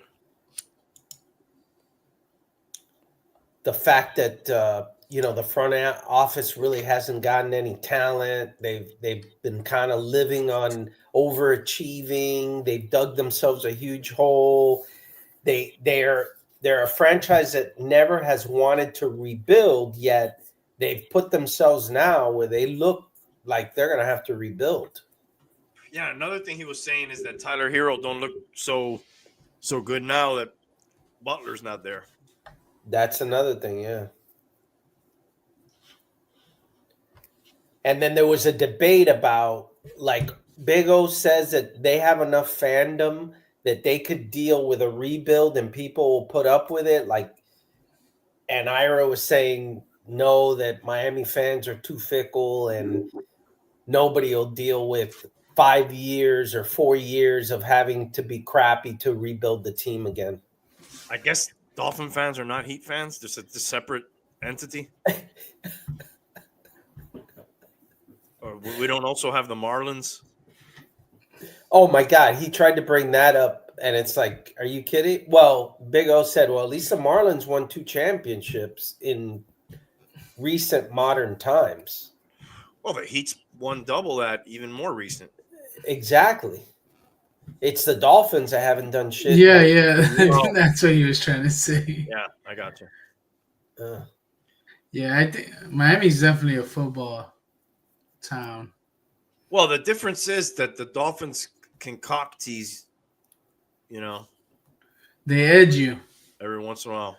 Rush, yeah, they rush and edge you. But I don't know when the fans are going to be like, fuck this shit. Well, and that was Big O's argument too, that eventually you're going to get there. They're already there now. You're in a 9-game losing streak, at least when they were talking 10. about it. Yeah, it went up to 10. Okay, 10. You Yeah, are they're in a saying their rebuild. best bet is that playing thing right now. And then, they're talking about trying to get Kevin Durant, but Kevin Durant and who? At his wheelchair. Yeah. Like And- Kevin Durant with Bam and Tyler is not going to. And a bucket That's of not Epsom enough. salt. They were also criticizing apparently that Terry Rozier trade as being really bad. Yeah. You got to bottom out sometimes. They haven't really done that in a long time. Because supposedly that's against what they believe in. They believe in retooling and not bottoming out. And 10-game losing streak kind of looks that way to me. Well, they were in the finals 2 out of the last 4 years. And really didn't belong in that Denver one. Well, you could say what you want. They were there. Yeah. That's worth something. That probably led them to think that they're better than what they really were. And Jimmy Butler fucked them. Jimmy fucked them, but also, I guess, did Riley handle that correctly? Does he know how to handle players nowadays? No, That's the other thing that came up. That's been back to the LeBron days. He turned 80 years old the other day. Yes. He's probably cantankerous at this point. Has the game slipped him by? Yeah. Yeah, they got to do something. And they don't really rebuild through the draft, but I guess that's hard to do if you're not sucking and getting top picks. They just always trade them. They do develop players well. Mm-hmm. Yeah. Just like the Dolphins. For other teams. Yep. Yes. We develop players for the injury list is what we do. We like to keep it fully stocked. We like to have the injury reserve. Yeah, our players are candidates for St. John's Medical Research. Yes, we have a partnership with Mount Sinai. Some of the best doctors. All right, so surgeries. So we covered the Heat. I think we can move on. Yes, baseball's about to start too.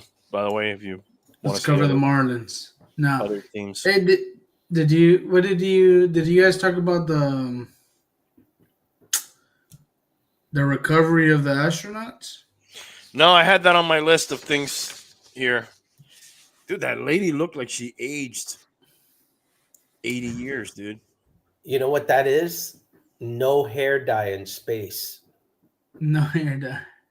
Yeah. They get like a bunch of ailments, like their head gets bigger and they get like baby feet, they call it, where their feet are like super smooth. They have some type of inner ear dysfunction that occurs that screws up their balance that takes a while to recover from because the fluid in your inner ear controls your balance and it gets fucked up in zero gravity.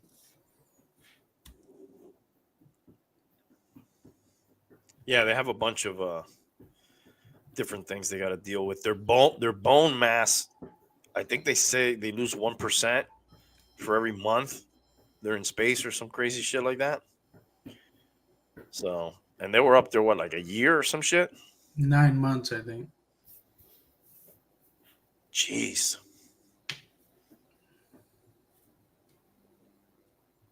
Can you imagine the space nut that guy's going to fucking bust when he fucking gets home to his wife?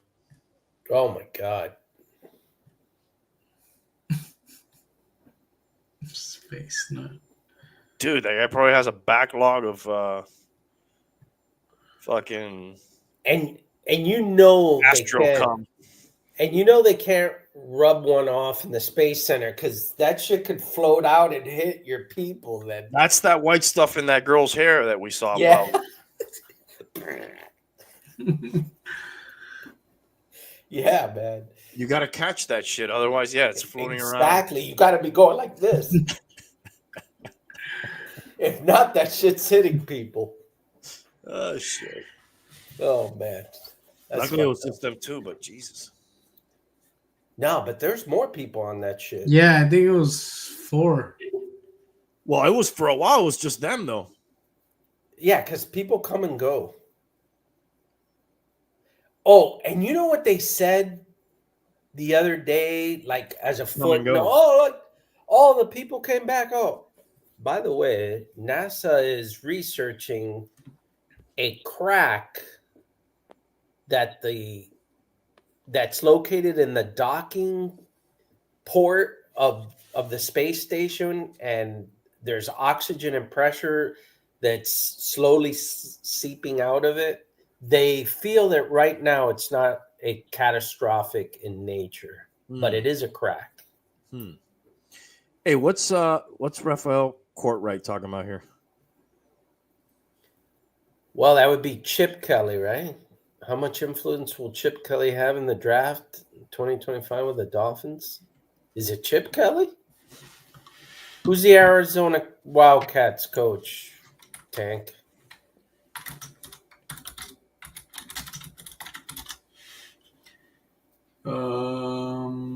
We saw an Arizona Wildcat there on the Tommy board. Lloyd. What? Who's C. Kelly then? Yeah, I didn't get the reference. I don't know. I missed that one. All right, can we talk about you guys watch anything this week? Watch anything interesting on Netflix or whatever? Oh, I did watch the Charles Manson thing. Okay. I wanted to watch that. We didn't talk about that yet, right? No, I don't think so. No. What did you any takeaways from that one? Yeah.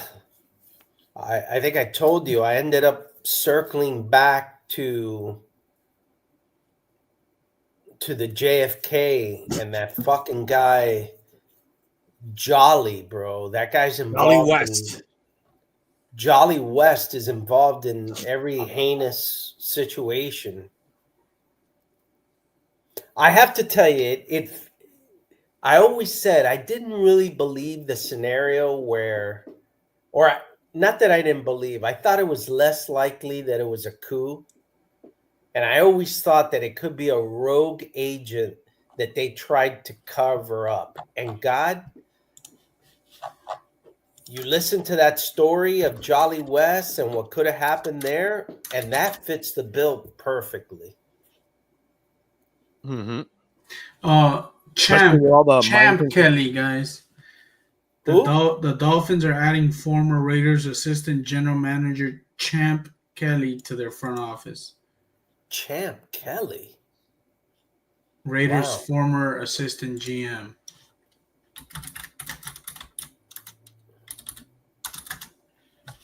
Wow, you see, I didn't know that.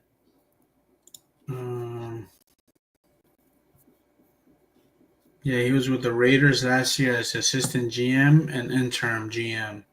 And he was with the Arizona Wildcats? No, maybe he's just a Wildcat fan. Oh, okay.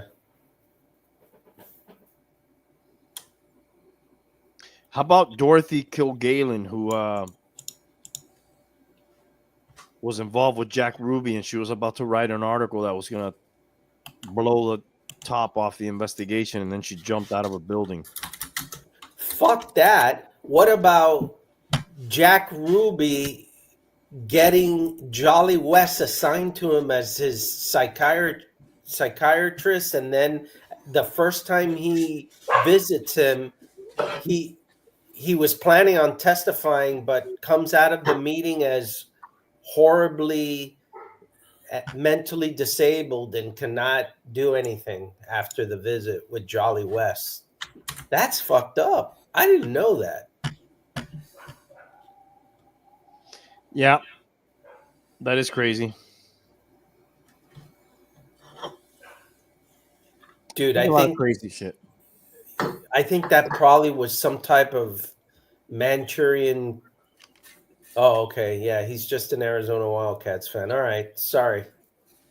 I mean, not that you're a fan, but that we misunderstood that.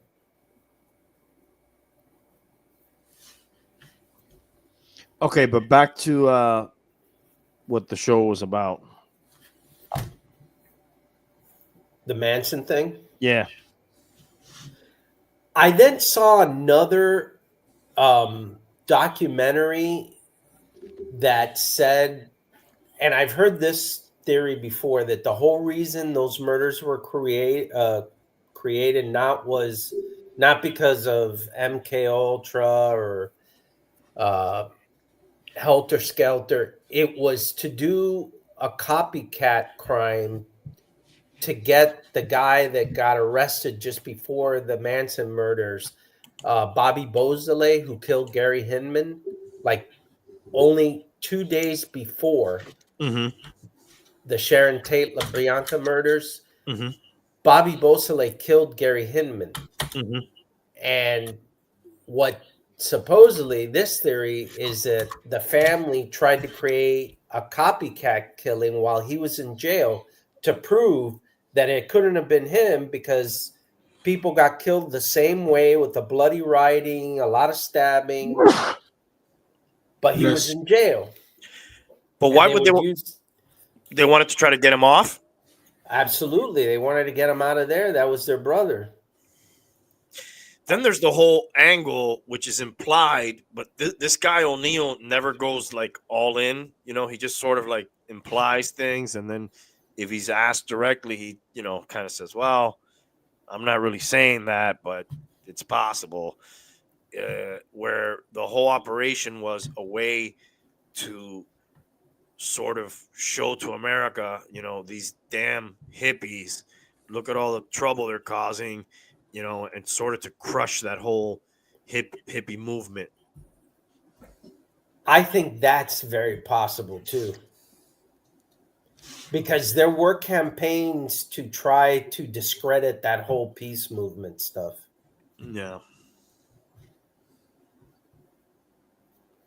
Absolutely. What's he talking about here? I can't read these letters.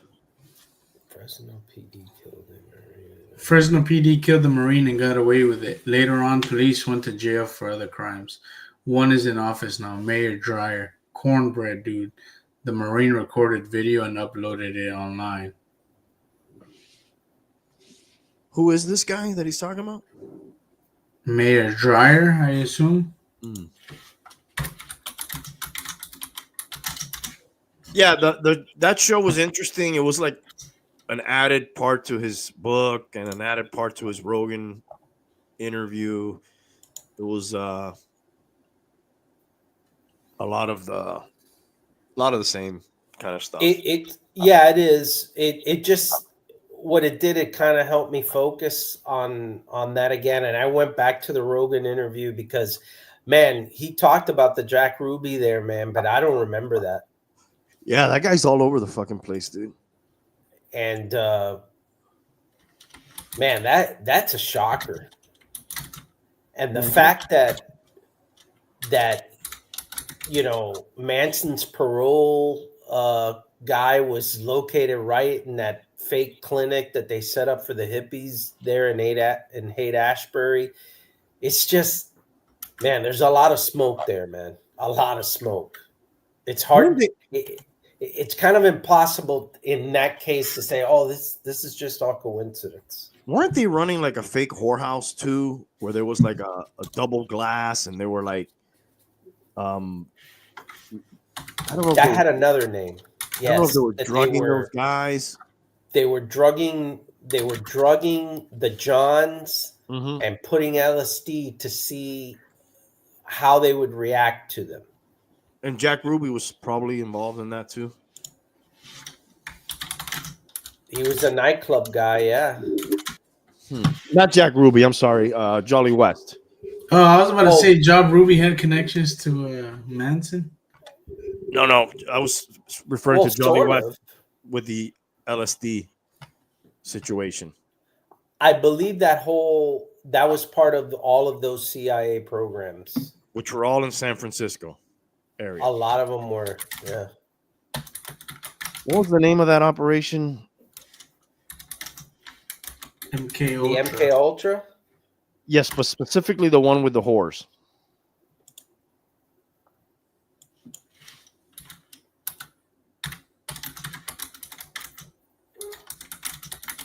Midnight Okay. Climax.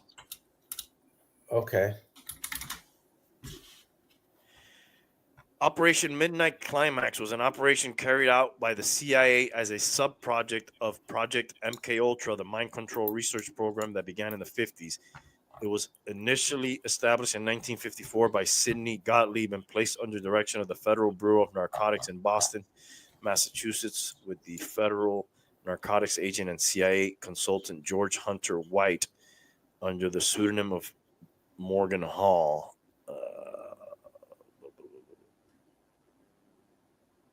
I just got a news article here. It's in the CIA website from 1977.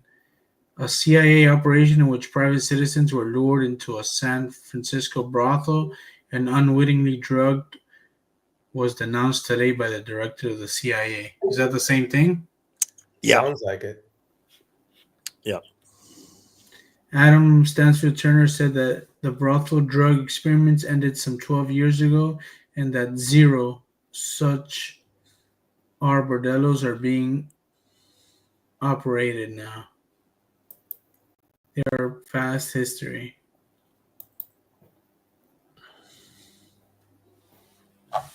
Listen to this.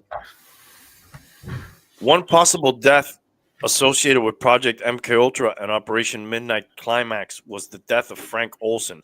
Frank Olson was a scientist who worked for the CIA and for the United States Biological Warfare Laboratories. Frank Olson allegedly committed suicide in 1953 by jumping out of his window of his hotel room in New York City. This occurred after Olson drank a cocktail that had been secretly spiked with LSD while on a CIA retreat. The Olson family did not believe it was a suicide, and after the family announced they planned to sue the agency over Olson's wrongful death, the government offered them an out-of-court settlement of $1.25 million, later reduced to $750,000, about $8.8 million value in 2024, which they accepted. The family received apologies from President Gerald Ford and CIA Director William Colby. I think the MK Ultra documentary I've seen on Netflix starts with that case. In 1994, Eric Olson had his father's body exhumed to be buried with his mother, and the family decided to have a second autopsy performed. The second autopsy revealed injuries that occurred before he fell, causing his death to become a debate between murder and suicide. Yeah.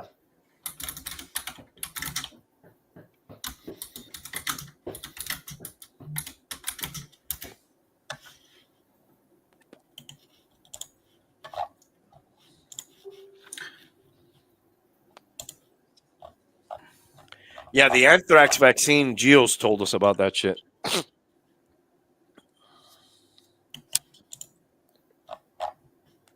You know what I saw?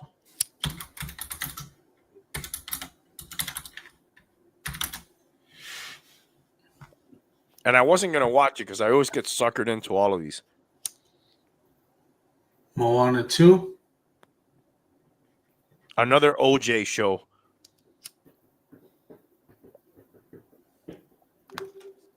It's called, I think, Murder Manhunt, OJ Simpson on Netflix. It came out in January. It's like 4 episodes. And I was like, damn, I've seen this story 50 million times. You know, I'm not going to, they just did one, you know, and ESPN had done one. And like, it's been done a bunch of times. But they have like a different take on it. They talk to a juror. They talk to Detective Lang. They talk to what's the racist guy's name? Mark Foreman. Mark Foreman. They talk to one of the lawyers on OJ's team that worked for Cochran. And, Kardashian? well, he's dead. Oh, But that's where they got their start, right? yeah. That guy Lange was on another famous. Shout out for your service, brother. Yeah. Thank you, brother. That guy the detective Lange. Is it Lange? Lang. Lang. Yeah. Was also involved in a very infamous, famous murder. He was the detective in the Wonderland murders. What are the Wonderland murders? The Wonderland murders are the murders. It's sort of the story that is what is fictionalized in Boogie Nights. The porno person. Isn't that the? Oh no, I'm sorry. I'm thinking of Son of Sam. That's a different movie. The porno guy in the real Wonderland murders is John Holmes. Which is He Burt was Reynolds? involved in that. Not Burt Reynolds. No. No, John Holmes. John Holmes was involved in those murders? Yes. How? He was Now look at accused. the story. That was during the time that John Holmes became like super drug dependent, and he was going around just trying to get money and drugs, and he supposedly set up the drug dealer by leaving his door open of his house in the back and let this Wonderland gang go in there and rip them off. And when the Wonderland people did that, they went back to their place. They were enjoying the spoils of the robbery, but the drug dealer, his name was Eddie Nash, found out and suspected John Holmes betrayed him and forced John Holmes to let him in to their house. Oh, To shit. the Wonderland gang.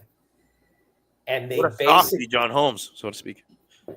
and they basically supposedly got John Holmes to let them back in the middle of the night. They went in there and piped everybody to death. Wow. Absolutely beat them to fuck. He John piped? Holmes. Did John Holmes do the piping? Well, He did a lot of piping. Supposedly, John Holmes had said that he was forced to watch the murders. There was a bloody handprint or some type of evidence that showed that he was at the crime scene, but supposedly he was just being made to watch it and threatened.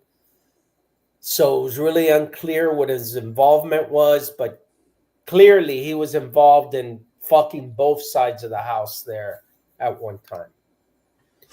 And those murders were very bloody. They made a movie of it where Val Kilmer played John Holmes in the movie, and it's called the Wonderland Gang or Wonderland Murders, whatever. And John Holmes died of AIDS, right?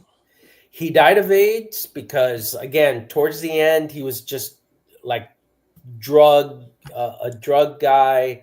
He started to do gay porn. They think he may have gone it through that or intravenous drugs or both. Yeah, he had all the possible avenues there covered. Yeah. Between But look up, because Lang was one of the primary detectives in that one, and that was that's considered one of the, I think, the Manson, that crime scene, Manson crime scene, and the OJ crime scene are some of the most brutal, bloodiest of all time, supposedly. Yeah, the OJ one.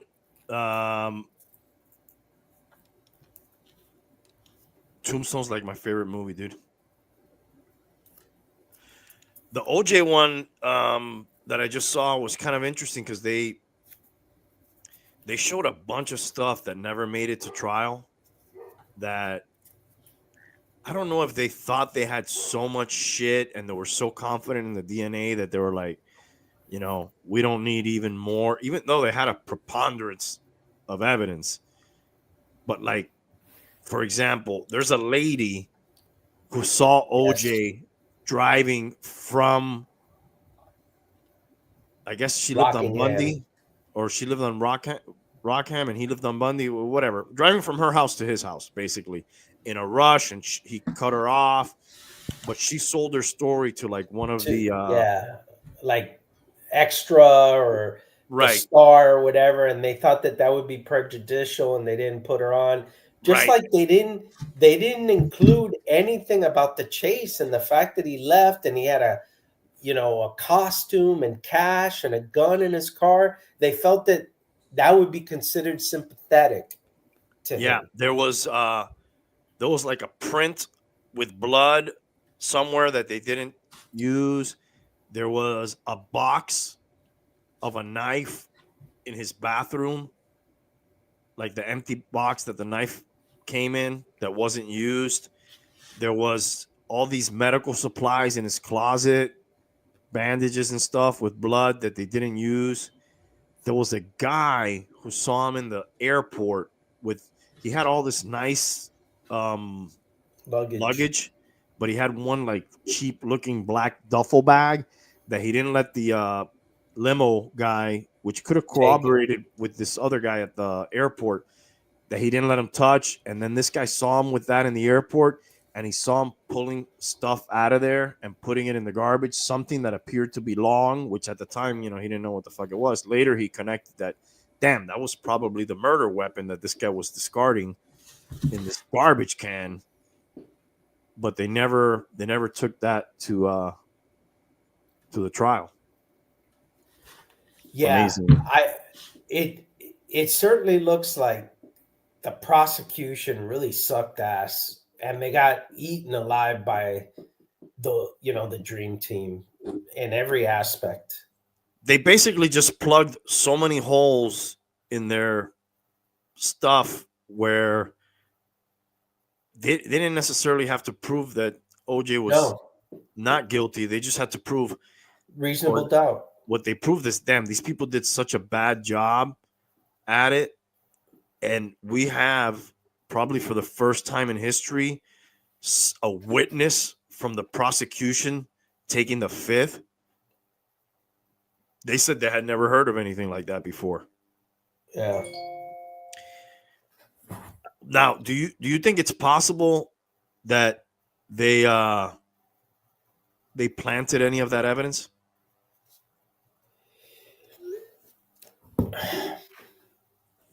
I guess anything's possible, but it seems more to me like what you said, that they had so much evidence that they mishandled it. They didn't really follow a lot of their procedures.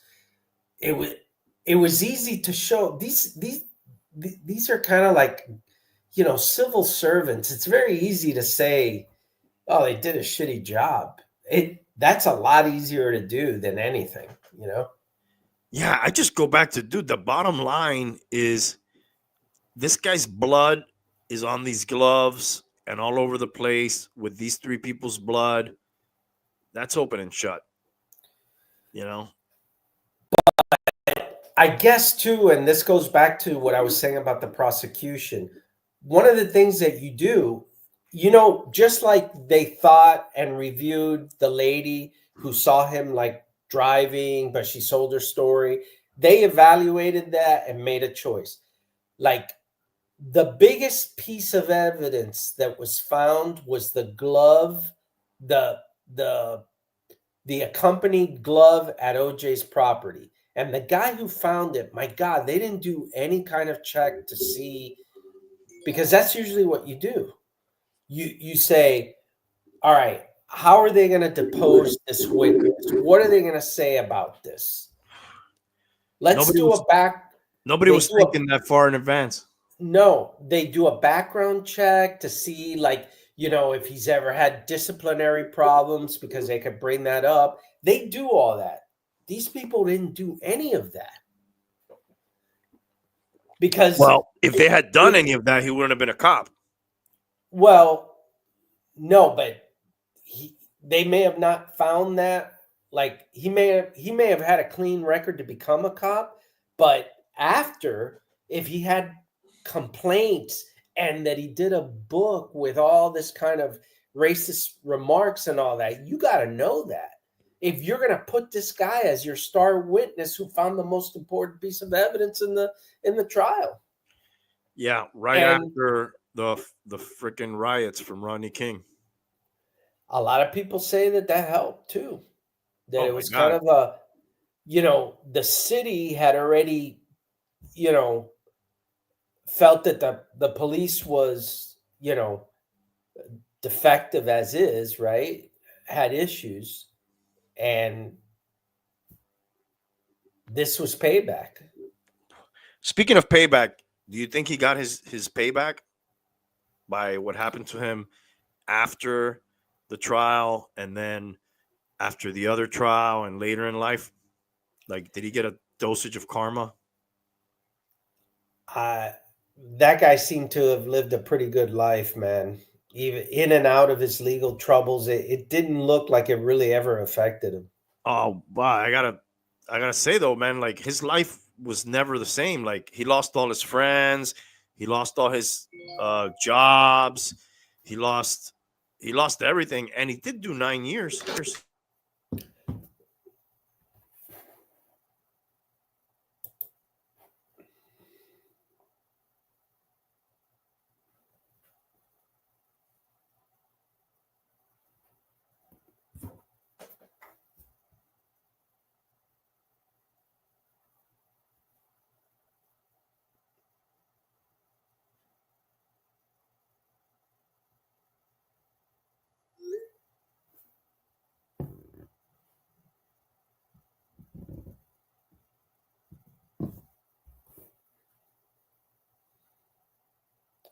All right, we had some technical difficulties there. Bum? Yeah? Can you hear me?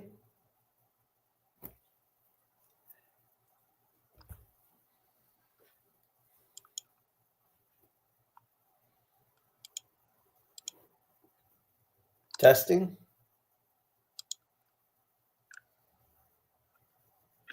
Did you have a power outage?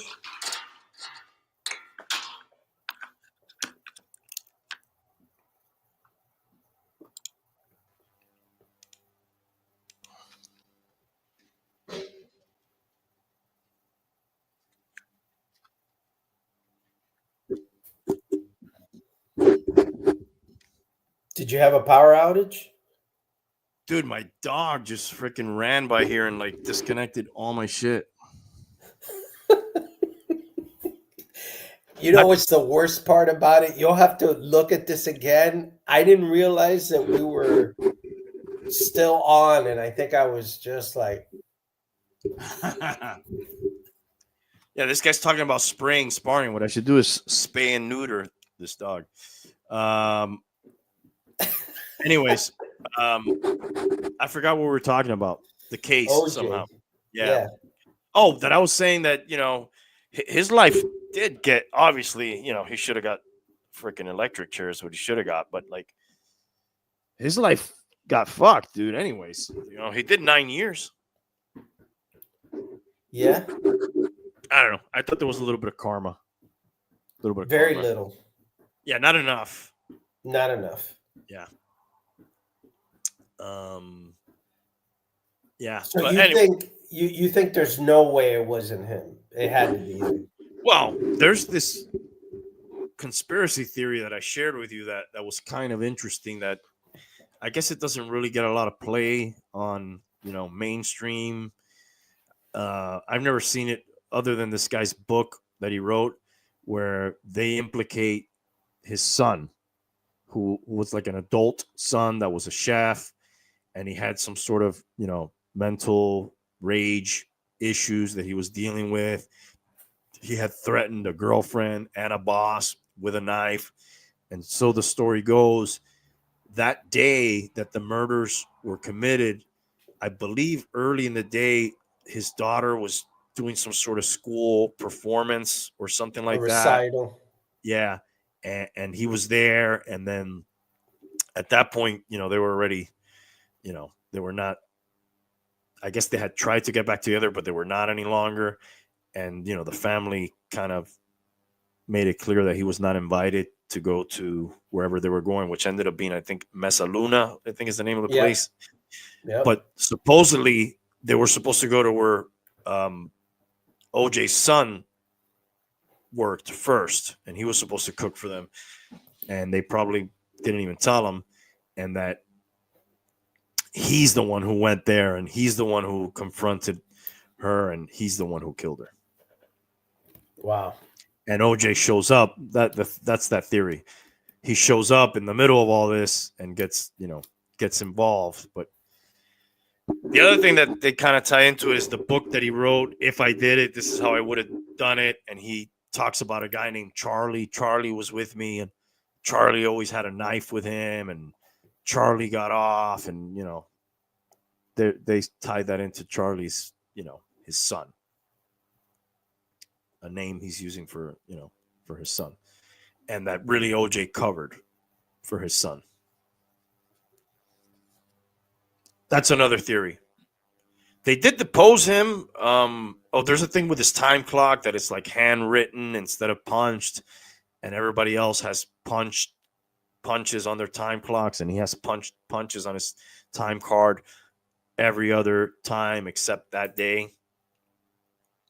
It's all about the time, the timeline that they create. But he's around that timeline too. It says he left like at 10:30 from work. Yeah. There was a drug dealer angle at one point. They even talked about it in the trial about a Colombian necktie. That's Yes. what they did to her. Then I've read articles where they say that she had like major drug problems and she wasn't paying, and she would, hide behind, OJ, and he was getting pissed off about it too, having to pay and like deal with these people when she wouldn't pay and shit like that. Well, it's funny going back to the Mansons, that a drug angle was very big early on there. They found, weed and mescaline and cocaine in there. And that house was considered a big party house. And initially, a lot of people had that angle, even in those murders, about it being drug related. Right. But that was not the case, right? Well, not if you believe Helter Skelter, not if you believe Tom O'Neill and this other stuff, definitely not. But because how would I know the first guy that you mentioned was drug related, right? Which guy? The guy that you mentioned that they tried to do the copycats of that to get him off. Oh, Bobby Beausoleil. Yeah, they killed that music teacher Gary Hemman looking for money and drugs, or supposedly he sold them some bad mescaline that they sold to some bikers, and the bikers wanted their money back, and it became a big deal. So they went back there and tried to get more money from that guy or get their money back, and they ended up killing him. Right. So yes, that was drug related. Right. But the La Bianca murders, not at all. No, I mean those were, working stiffs, actually kind of upper class, middle to upper class, Yeah. older people. Yeah. So look, if you're fascinated with the OJ thing, it's worth a watch. There's some Is it? new. Yeah, there's some new.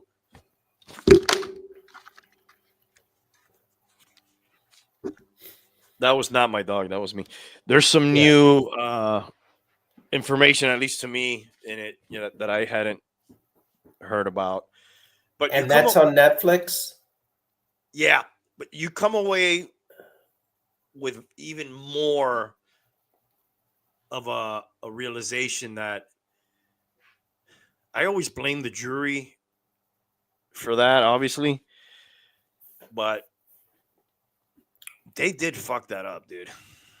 Yeah, no, there's no doubt. Like the DNA thing should have been foolproof, but then they they rode around with a sample all around town all day. Somebody went and hand delivered him, a blood sample that he drove from another location. It's just like stuff But that's not standard. but that's the difference, right?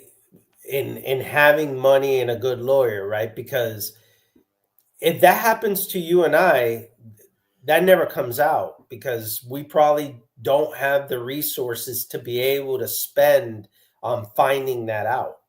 Right. They'll be He like, could. dude, they got your blood. That's it. I You're mean, fucked. they may have had like all of those people working for the city, but that guy that they brought to do the whole DNA, remember the guy they brought just to do the DNA Check. stuff? Barry Sheck. Yeah. Dude, that guy was a fucking expert, dude. Mm-hmm. Well, and he had a You know, team. He had a team and behind him he too. had a team. Yeah. Yeah. And it was a fairly new kind of thing, but those guys, fucking Dershowitz, Effley Bailey, Cochran, Shapiro's, just, and all those people had like a whole office behind them. They shredded that. They shredded that shit. Yeah. It's sad because those families and the guy who makes The him try on father, the guy who makes him try on the gloves, Christopher Darden. Christopher Darden, he was, emotionally affected by it too. Like, it sucked, man. And the whole television thing.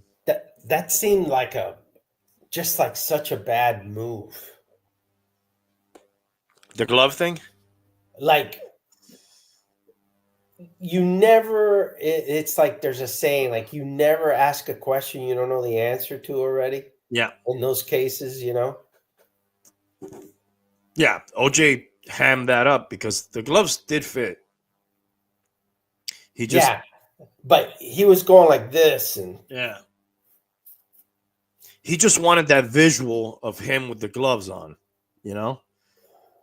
and he got like something else, he got the like shoes. I mean, those Bruno Magli shoes or whatever. I mean, they got pictures of him on the sideline of football games.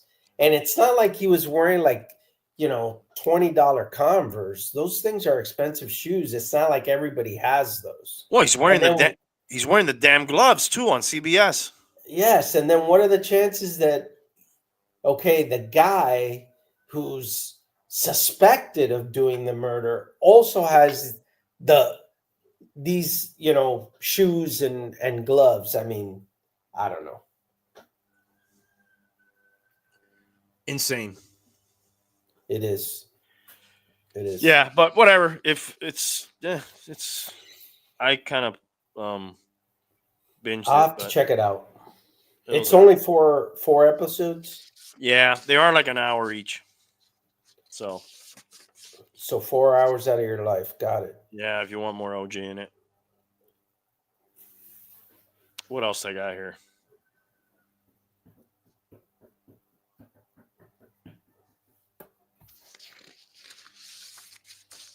I think I'm getting tariffs just fucking reading this here. The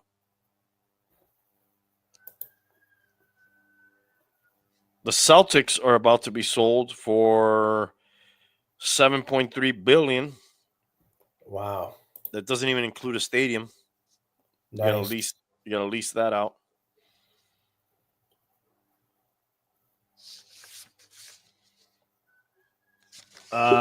Shall we look at the happiness ratings by country?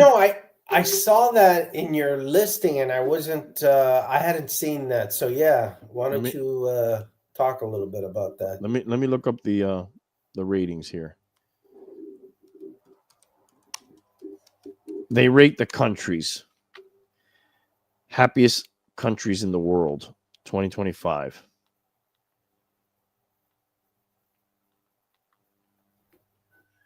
Let me see if I can share this.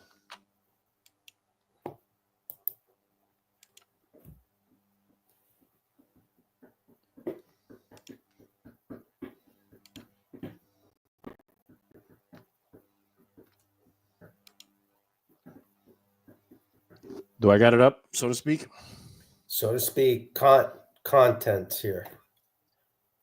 Starts with Finland. Yeah. So we got a lot of like European. So what's the criteria nations here? What? How is this made up?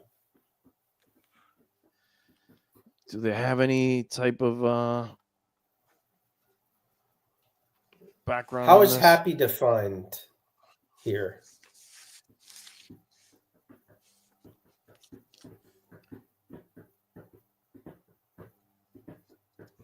Let me see how they get these ratings.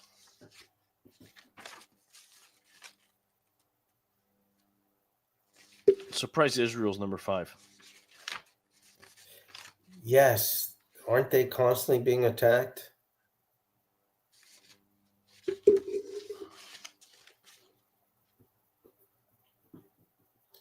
Wow.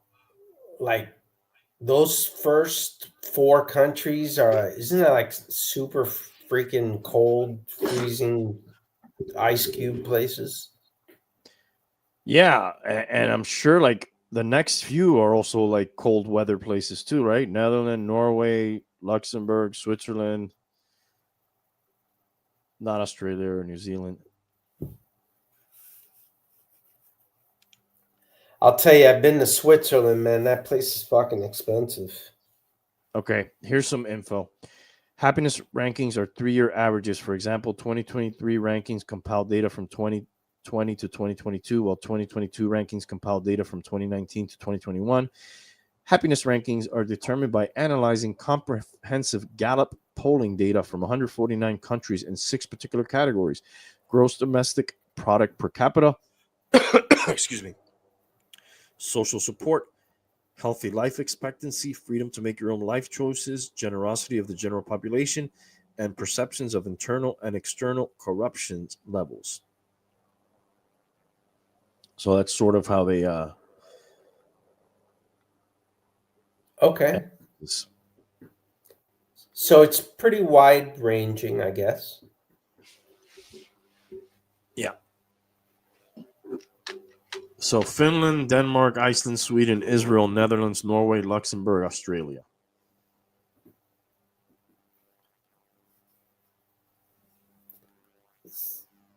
So should I ask the magic question and ask where the United States falls into this?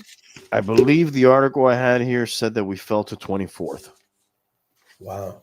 Let me confirm this.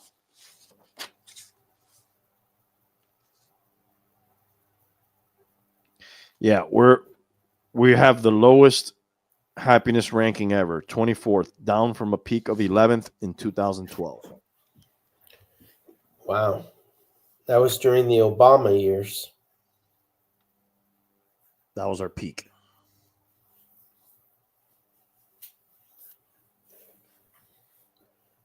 Ever? That was the highest point we ever were? Yeah, I don't know how far back this polling goes, but yeah, at least since they've been doing this. Wow.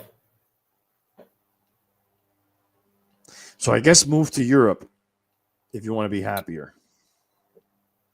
Yeah. I will say the food's good and the lifestyle is completely different. It is way laid back, not as hectic. I didn't see like any Spanish speaking nations on any of those. I know some people talk about Portugal being a cool Yes. place. I think I told you I had a guy at work that moved there.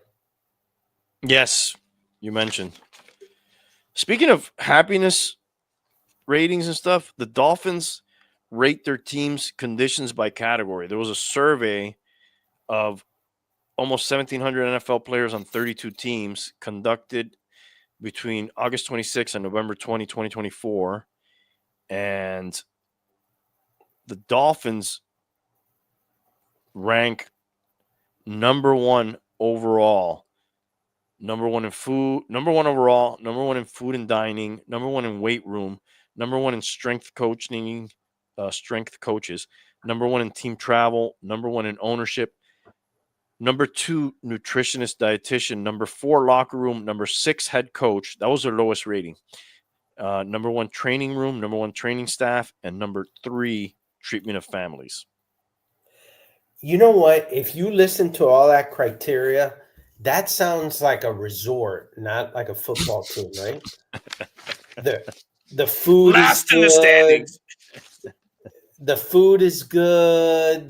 My family is taken care of. They have a great gym. That's like I you're get looking paid at a well. vacation. Yeah, you're looking at a vacation spot and you're checking the amenities out.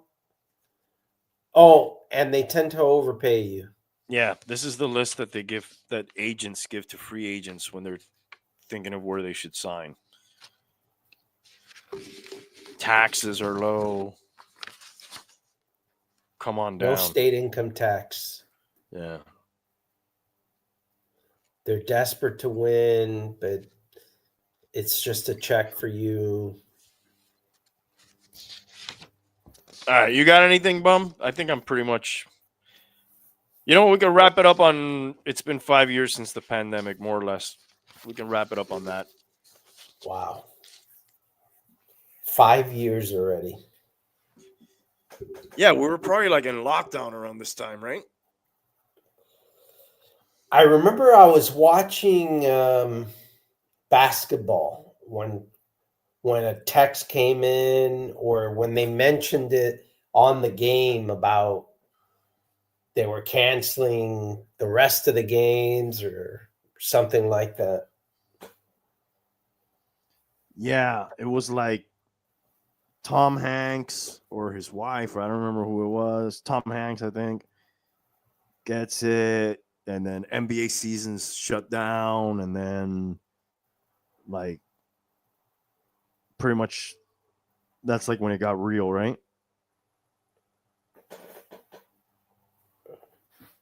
Yeah. And then we were in lockdown, and then we were wearing masks all of a sudden, and then fucking everything changed, dude. And do you feel like that pretty much went away and there isn't much residue from that event in your world? I guess first your world personally, and then you think the world generally. By the way, 5 years Years ago to the day, we did the quarantine podcast. so it was 5 years to the day. I'm sorry. Your question is there a lot of residue in my I business? mean, well, I guess for you personally, do you think that pretty much started and ended and that's it? There's no effects from it, and do you think the world generally feels the same way about that? I certainly don't feel like we've bounced back from it. Okay, so what does that mean? I think there was so many things that were affected. There's especially so many small businesses that just disappeared off the face of the earth that are never going to come back, that just made other bigger businesses, so much bigger, and the world just got like smaller in that regard. Definitely kids were super impacted. Yes, not seeing people in person. That whole school thing was a debacle. Dude, even Not so much in this state, and still it still created a problem. shout out Mr. Dry Bones. R.I.P. We spoke about the late great George Foreman early in the show. Great guy. Yeah. Where you boxing at, Mr. Dry Bones? Yeah, dude, like even the way that children play has changed. I know that online and all that was even around before that, but it became like the playground, like let's all go play Fortnite, and like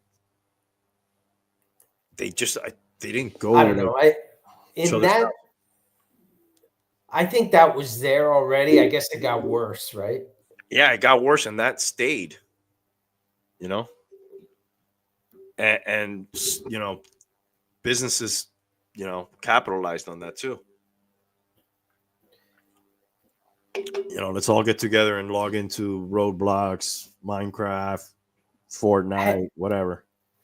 I will say, have you? What was the last time you went to a mall? I went to an outlet mall not too long ago, like a standard mall. It's been a minute, dude. Man, recently I've been to a few just because somehow I ended up there. Man, those things are, wow, pretty stark difference from what they used to be. Pretty dead, right?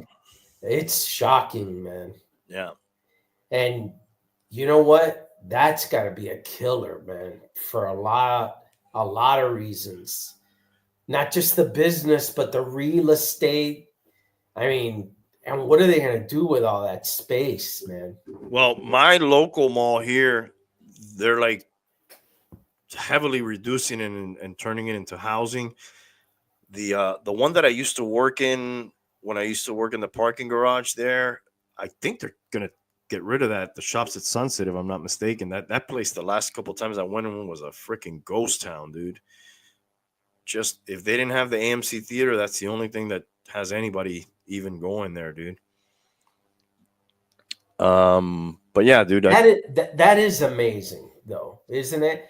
I think that was another thing that was like what you said about the kids in the video games. Yeah, I think that was already on path, and the pandemic kind of increased it.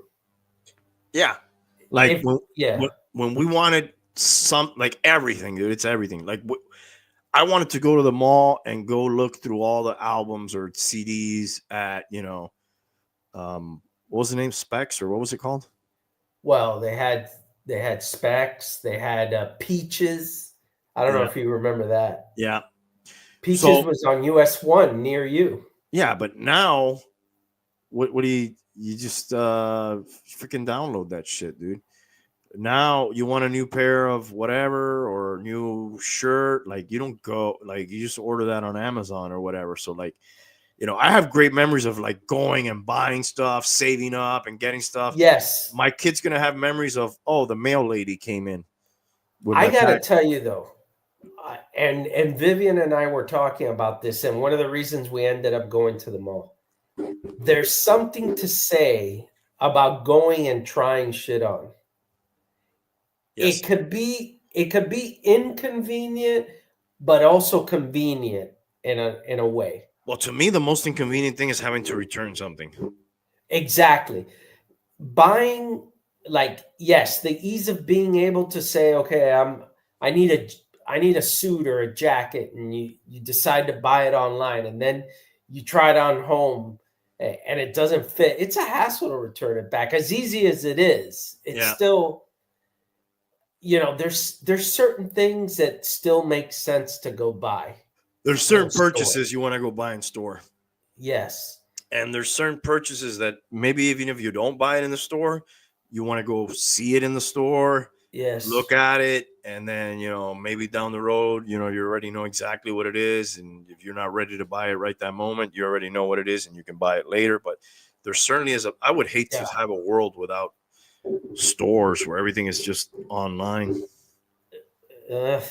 I remember growing up and later getting into early teens and later young adult, where Christmas shopping with my friends, we would do like a whole big thing where we'd go to like Dadeland Mall, far from here. We were in Hialeah, so that was far. And we would have like lunch there. We would shop and get all kinds of shit and get go through your list and be there and have drinks. And it was like a whole thing, like you don't do that with Amazon, No, you share your wish list with somebody, and then You fucking click through some shit and then you wait at the door. I mean, yeah. I get the advance, and believe me, I think Amazon's great and all that, but it's kind of sad to see. I think that decline has increased. I think it's moving much faster than they probably would have, that it would have normally went out if it wasn't for the pandemic. Dude, to me, we had enough shit in the 80s and 90s. Like, you could have stopped advancing shit in the 90s, and we still would have pretty good shit. A lot of it would have been fucking analog and shit like that, but like, we had enough shit, and we had fun.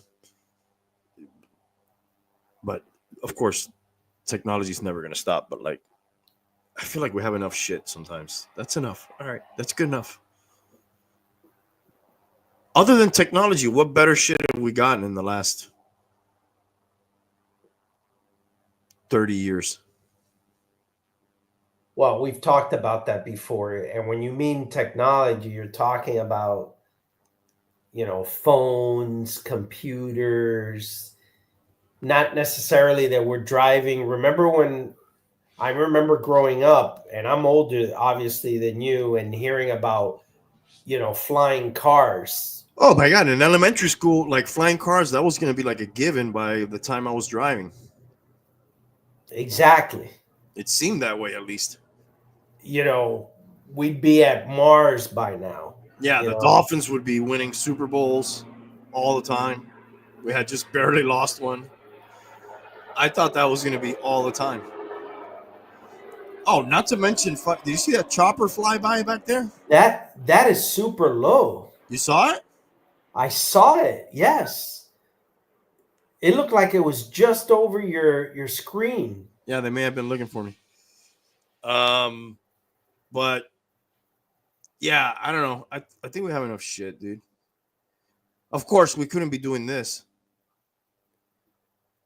Probably without like a lot. Like, we'd have to have like a house full of computers and fucking radar, a fucking antenna pole and shit to do this. This is probably crazy if you show somebody in the 80s. Yeah. You know what's the other surprising thing about the pandemic? I mean, we tied into everything's computer. Yeah. Finally. I am surprised. First of all, for me, it was certainly great that we went to remote work and that some of that was kept. I am surprised that some of the biggest proponents of ditching that have been the technology companies. The Googles, the Apples, the Facebooks, they're the ones that have really called back their employees, and the ones that were pushing so hard of remote work. The ones creating the softwares to make you be able to do that? Pretty much are the ones that have been like, okay, fuck this. Do as I say, not as I do. I'm surprised about that. And I'm surprised that a company like the one I work in that was really old school in that regards has really kept it. It's really odd. That is that surprising. Whole dynamic. Yeah. That whole dynamic has been very odd. And now, obviously, that's one of the first things Trump did when he came into office, all federal workers back. Yeah. But yeah, dude, we're talking about those are effects of the pandemic still affecting stuff. I don't think we'll ever be like that's such a major point in history that they usually are, though. Sort of like 9/11, you never really go back to pre 9/11. You're probably never going to go back to pre-pandemic. You're never going to go back to pre-World War II or world. It's like you're never going to go back to how before car. Like, it's just that's a game changer. So you think we'll see another one in our lifetime? Pandemic? Yeah, for sure. I don't think it'll be handled. We learned a lot. I hope. I don't think it'll be handled the way we mishandled this one, but yeah.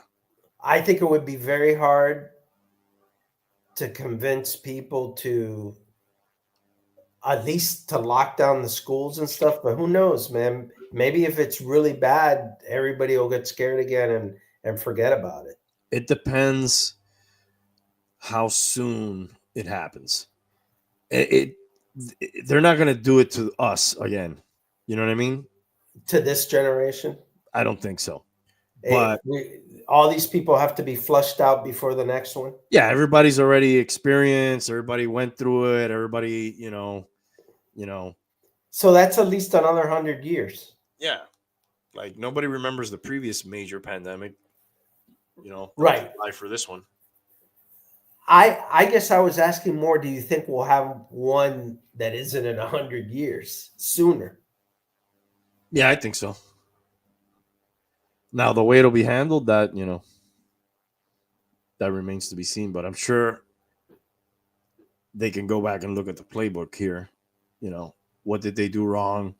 Which, there still isn't like a fucking consent. You talk to different people and, there's still people that says, you should be getting your booster shots still, or, you should be wearing a mask still, or, like. I see people wearing masks still. I see a lot of people wearing masks, mostly people working at like a register or like a place of like a lot of people. That's where I see it the most. You're right. I do see it there too. People that have to interact with a lot of people. Yeah. That's where I see it the most. And it's still kind of weird, but yeah. I do still see just a random person wearing it, here and there too, but probably the majority of the time that I see it, it's that, like somebody working at a register or a high traffic of people, place, stuff like that. And they do look like people that are susceptible. I hate to say it, but a lot of the people that I've seen look like they would be susceptible to disease. Yeah.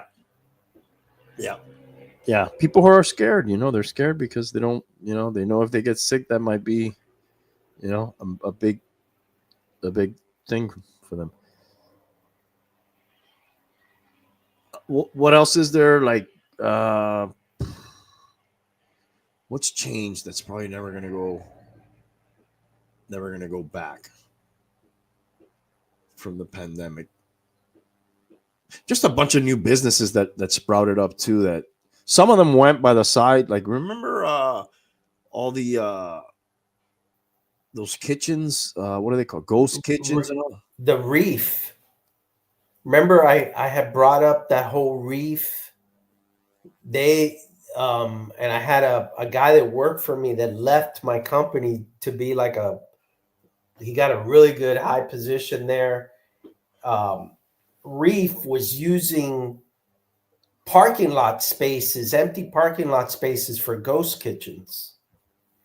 They lost their fucking ass. They ended up, everybody, including that guy I knew, left or got laid off or got fired. Was SoftBank involved in that? Yes, that's the one that SoftBank was involved. Mm-hmm. They invested $700 million in that. Oh my God. They thought that was going to be the hot new.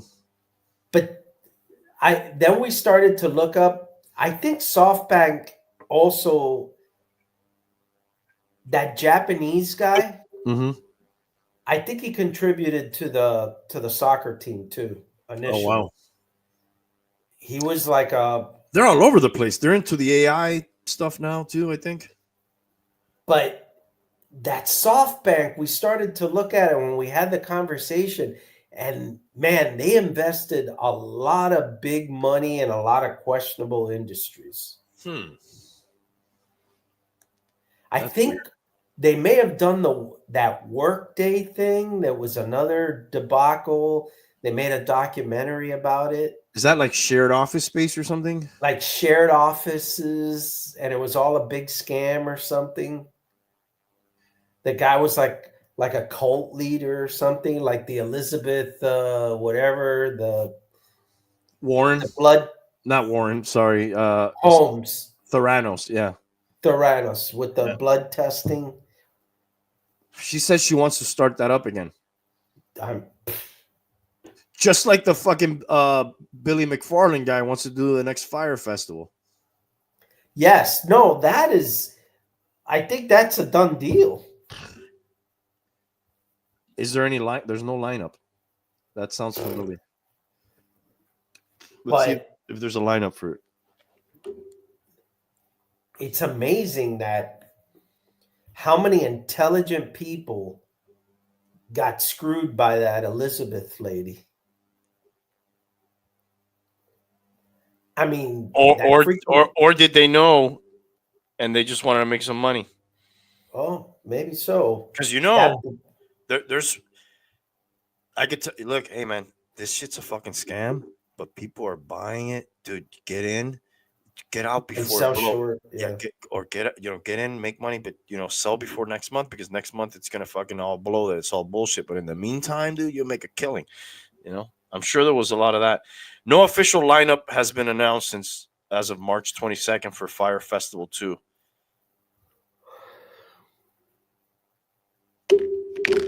I wouldn't be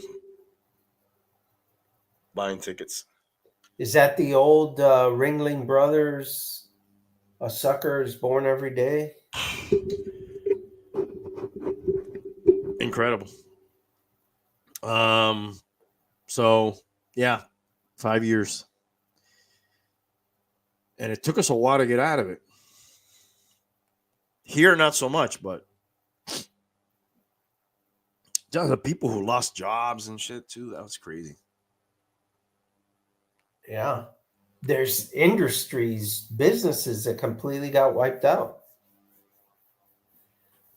Not to mention the fraud.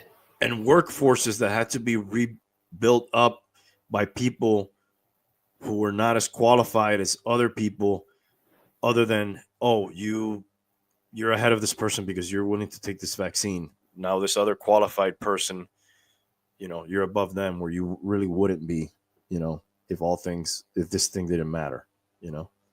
We've seen that in fire departments, we've seen that in the medical field, we've seen that, all over the place. I think finally some of those people are starting to get rehired in some of those fields, but fuck, man. Years have passed. Yeah.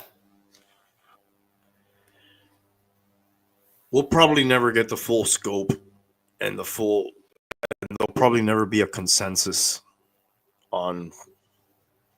There always is, just way down the road. Yeah.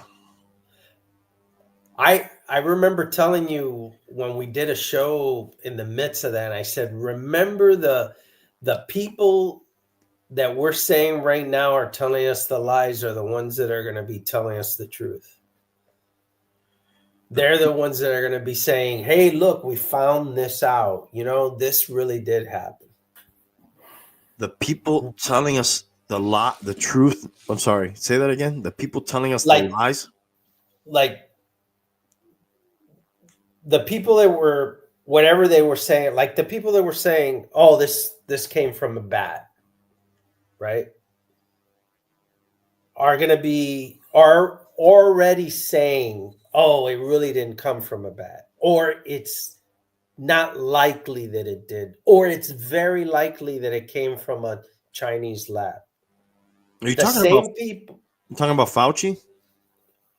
whether it's Fauci, the media, like wherever the information is coming from, where it was coming from, or where you were getting it, or where we were getting it, those people that were saying that particular narrative are already, that narrative is already changed to, oh, it isn't a bat at a market. It actually could be a lab leak, Yeah. I mean, that's. But that at the reminds me- beginning, in the beginning, they were hard on. Oh no, this is definitely from a bat that, or a wet market or whatever. Well, yeah, that reminds me of that saying, like, if you don't watch the news, you're not informed. But if you do watch the news, you're misinformed. And when all that stuff started coming out in the beginning, and those people on my TV screen were telling me with very assured tones of, the way things were, I was like, they don't fucking know. How can they fucking know that? And how could they be so sure of that? And how, and slowly but surely, almost all that shit that they were saying just proved to be nonsense, man. Well, a lot of it did, and there's a consequence for that, right? Because look at what's happening in Texas and throughout a lot of parts of the country where vaccinations of vaccines that have been around for a long time and people know are good and critical for kids. And now you have diseases coming back because they blew their confidence. They heard so much bogus stuff and certain things. Or let's give them the benefit of the doubt and say they didn't do it maliciously. They were just wrong. Let's just say that, right? Mhm. Well, the consequence is still the same. People are not trusting it, and people are not doing it when they really should. I'm just gonna have a little bourbon. Yeah, I see that.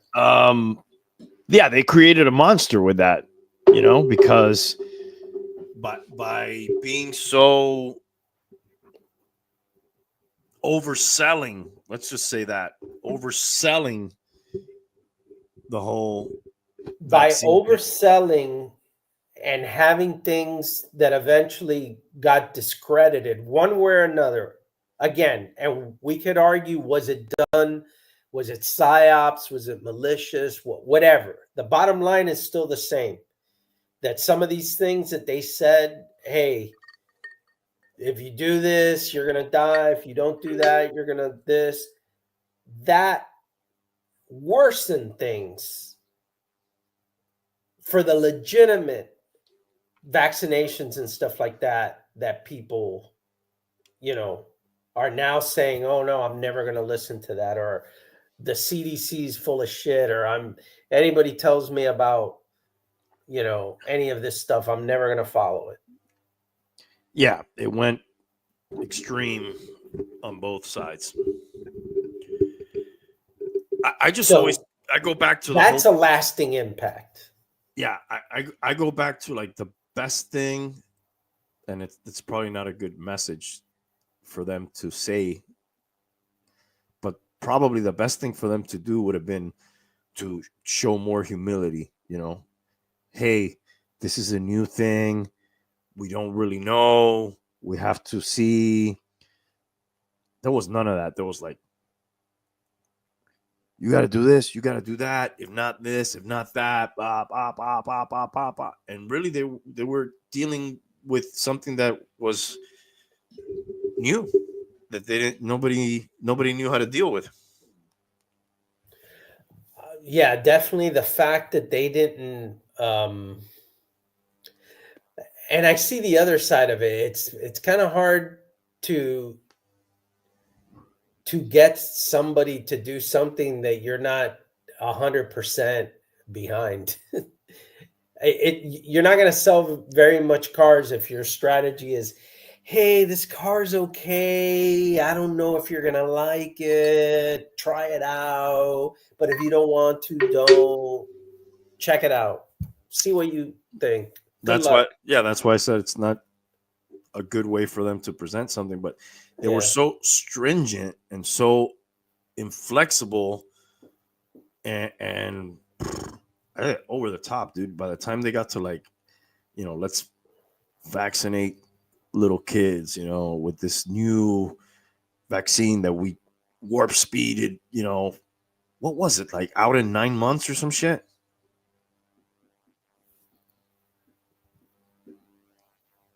it was very short. I don't know the amount of time. Yeah, it was like somewhere between 9 and 12.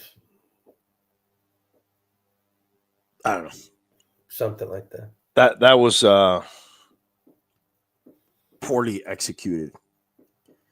And then at the same time, the chastising or,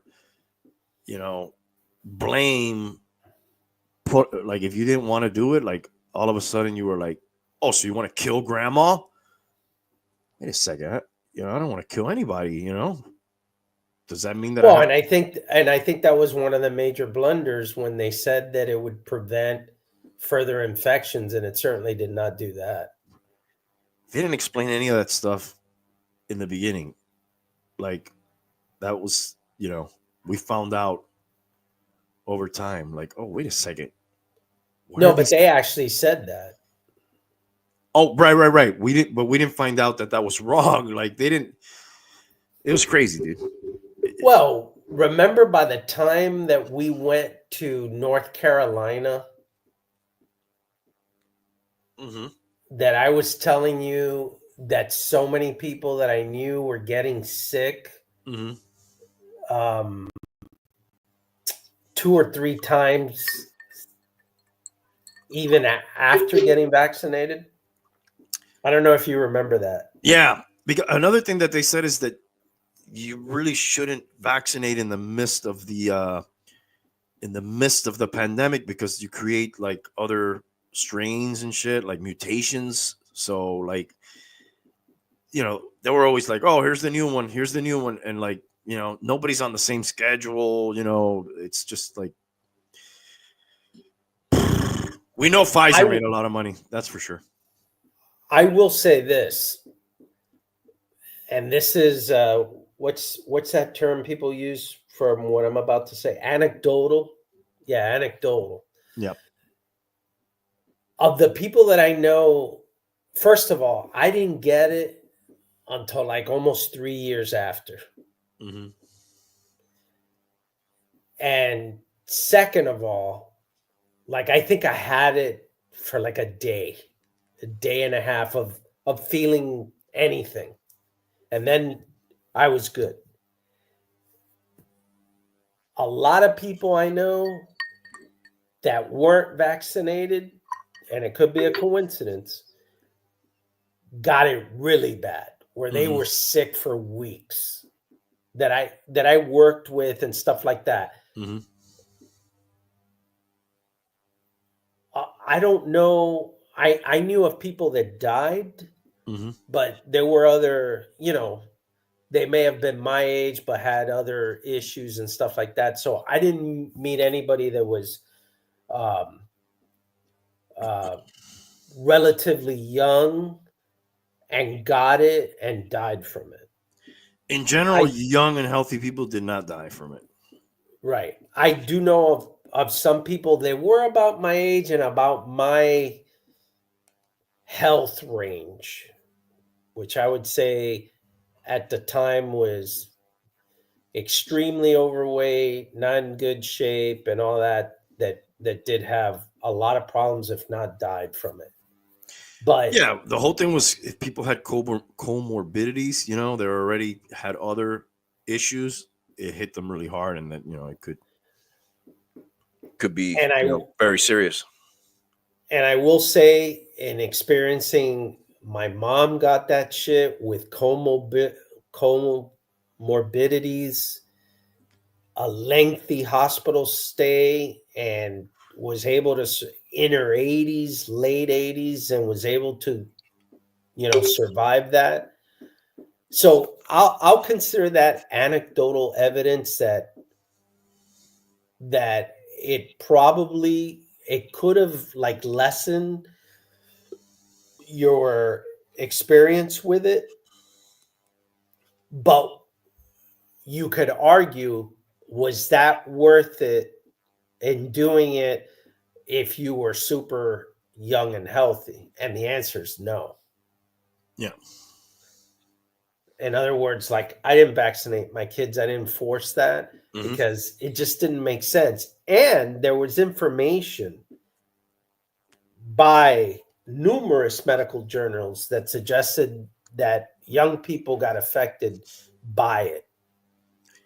Yeah, compared to old people. It was like like myocarditis and some other things. There's like a risk reward situation where, you know, for certain people, it made more sense for them to get it, and for other people, it really didn't make It increased risk. it didn't really, you know, there was other things that they could suffer where even if only, I don't know how many people, I don't know the numbers, but only 1 out of X died because of a vaccine injury.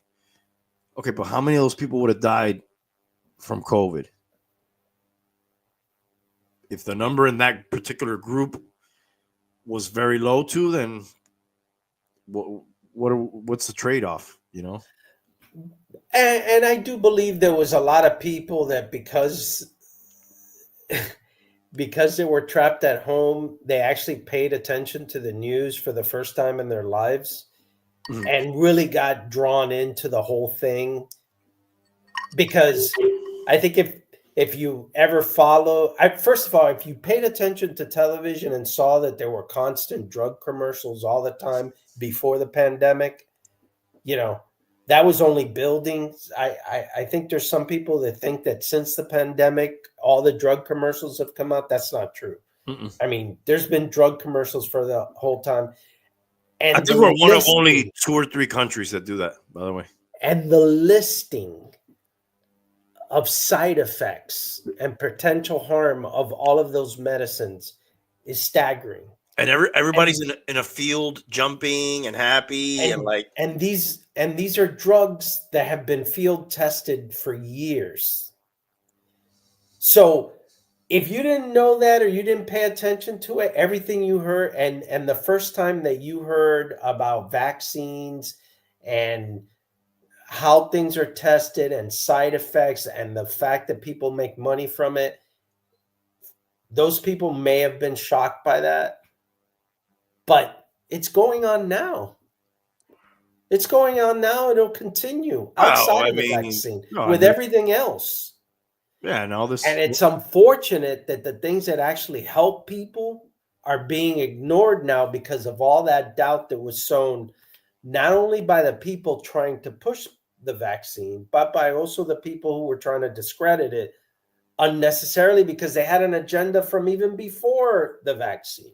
Yeah, but a lot of those people will probably go and sign up for Ozempic if they have a chance to do it, you know? Right?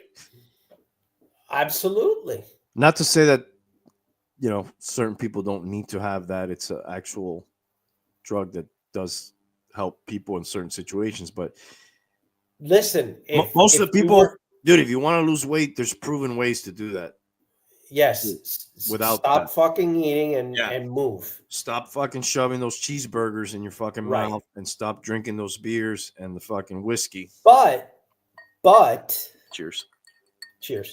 But if you're 400 pounds and you're facing your mortality, it may make sense to get on Ozempic and not to jumpstart because the critical situation you're in mandates the possible side effects that you may get, right? Right. Not so much if you want to fucking look hot for summer. Exactly. Precisely. Not if you're 22. Not if you're 30. Not if you're 40. Not even if you're our age. Just you're better off trying to eat less and move. You hit the gym and eat a salad every once in a while. Every once in a while. But, instead of pumping yourself with shit. Yeah. Yeah. That's the world we live in. And my doctor even tells me that. Listen. What is your hat, bum? Huh? What is your hat? What is it? Yeah, is that a clover leaf? I can't tell. It is. It's the lucky hats. You've ever seen Manny wear these? No, I thought it was like a Celtics thing when I saw it. No. Okay. It's just called the lucky hats. All right. They make all of these. It's popular in golf. They make them in every color. They have them in team colors. And that's just a generic one of their brand? Yes. Okay. Anyway, sorry, what were you saying? But they're really good hats and they fit really well. Yeah, you got a nice brimage going there. Yeah. But damn, what was I saying? We're talking about Ozempic, and then your doctor says, Oh, my doctor always says, listen, I would prefer, this is before I lost some weight, but he would tell me all the time, listen, I'd prefer, and this isn't, a lot of doctors don't tell you this. I'd prefer that you lose weight and you do this way, because if not, I'm going to have to prescribe you blood pressure medication. And I'm going to tell you that's going to affect your pecker. And, you're going to have other issues. So, I rather you do this way Mhm. because it's going to be better for you. It's easier for me to prescribe this to you because I'm Right. done. Right. But it's not good for you in the long run. I don't know how many doctors will tell you that. No, not many. So, Well, we're lazy, as a society. everything. It's the old saying, better. What was it? Better living through modern chemistry. That's Nobody wants to do nobody wants take to a pill and everything is fine. nobody wants to put in the work. Everybody And wants an app for I that or a pill for that. I get it. I do too, but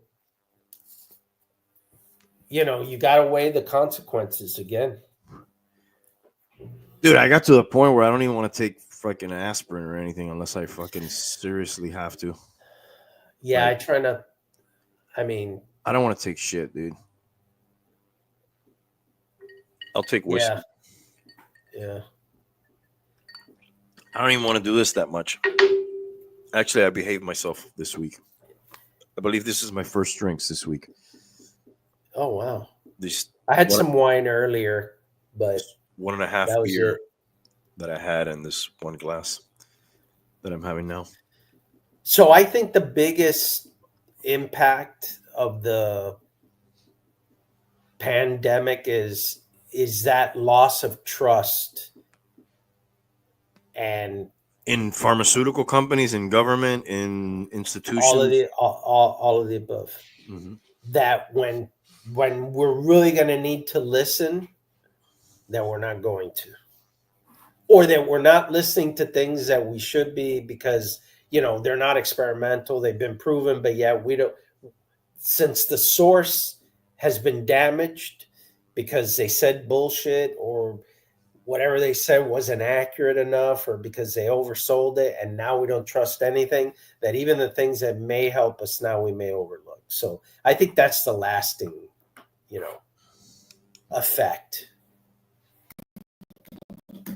Yeah, for sure. A lot of these medications, when you get on them, like that's Nurses it. You're get on them. scared reading my blood pressure. Oh, dude, I look at my mom. My mom was drinking up to like 14 pills a day. It's gotta wreck your stomach, dude. Oh man, she has a pill grinder. Mm-hmm. Basically grinds them, puts them in applesauce, and has to have them that way. Yeah, when I saw my dog that I used to have, Motro, who was always in and out of the vet all the time, poor guy, shout out. But like, whenever he had something kind of like one of the medications was like, oh, this pill, this is just so he can take these other pills and not totally, fuck his whole system up. Like there had to be a separate pill just to be able to stabilize him from all the drugs that to stabilize his stomach from not being like absolutely, and I think dogs can eat way more shit than we can eat, crap that they fucking eat, dirt and fucking shit. Yeah, I don't know, man. I don't know when we'll know the whole story. Maybe never. Oh no, I think it's slowly. I've even seen some of the, like I said, I've seen people that were pushing that narrative come back and now are saying, well, this was wrong. We shouldn't have said that, or we shouldn't have done this. I'll tell you what. I don't know. I haven't heard any, not even the leftiest left that I know says that dares to repeat that the school closings and the work stoppage and all that was a good idea. I don't know anybody that says, thank God we did that. Well, dude, I think Now it's, well, we did the best we could with the information we had at the time, which is probably true. But still, they're not, I don't know too many people that are pushing, yeah. And if that happens again, we need to do it exactly the same, because that was a great idea. That really helped us. No way. I think everybody. Suicides are up, teenage disengagement, like so many things. I'm sorry. Yeah, well, liquor stores are essential. Yeah. Just everybody sit home and get ripped, but don't visit anybody. I think everybody initially was on board on either side. It wasn't political in the beginning. 2 weeks to slow the spread. All right, dude. Let's bite the bullet. We'll do it. 2 weeks to slow the spread. Makes sense. Okay.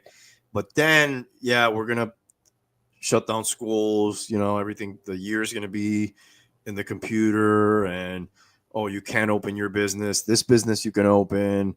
Well, not this business. Okay. Target. Yeah, that's essential. Your little mom and pop, whatever. Nope, you can't open, then that's when people start falling off, like, wait a second, why can they make a living and I can't, why can't people, if people don't want to come to my place of business, well, that's their choice. But like, you're going to force, X type of business not to be able to operate for X amount of time, basically crushing them, I say it's one thing if people don't want to go to your place with it, you got to do something else or figure something out. But, when the government is telling you you can't do business because you are not essential, and these people can, not just those 2 weeks, like, depending on what state you're in or whatever, could be months and months and months, that's when that's when everything started getting fragmented and people started moving from one state to the other, and all kind of crazy shit like that happened, which it was a clusterfuck, dude. It was like almost like there was different classes of certain people can do certain things and certain people can't, and it was just, I don't know if we ever seen that. Well, not in our lifetime. No, I don't know. I didn't realize at the time how monumental everything that was going on was. But even after all that, are you surprised, like, we relatively came out of it unscathed in a way? I mean, that we didn't fall into complete civil disobedience and anarchy. Well, there was a lot of fucking rioting at the time too, unrelated to particularly that, but there was a lot of other shit going on. Well, and the George Floyd thing, George Foreman, yeah. George Floyd stuff came out. I mean, but generally speaking, I mean, it didn't completely crack us. No, it just changed us. And there's people who had changed forever, bro. There's people whose lives changed forever. I just think of those small businesses, being a small business owner, and like, we made it out because our business lended itself to, there was a lot of online shopping going on at the time. So we had like a little boom at the time, but I think of like that little mom and pop restaurant, that they said you can't operate, and they weren't set up to like do deliveries or take out or whatever. Just maybe that restaurant had been around for like generations, gone. But and that goes back to the thing too that we were talking about, the malls and stuff. Did that just accelerate something that was going to eventually happen anyways? Probably, yeah. The mall was dying anyways, you know. And the businesses that really are going to stay like the 1950s are not going to last, No, regardless of the pandemic. yeah, maybe as a novelty here and there, but not with the same strength.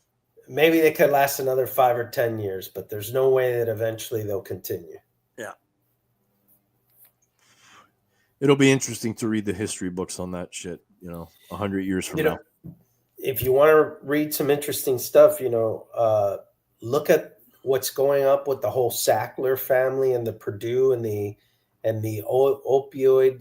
Nobody's gotten. Supposedly there was a big settlement for that. And nobody's gotten any money from that, and it's a complete disaster.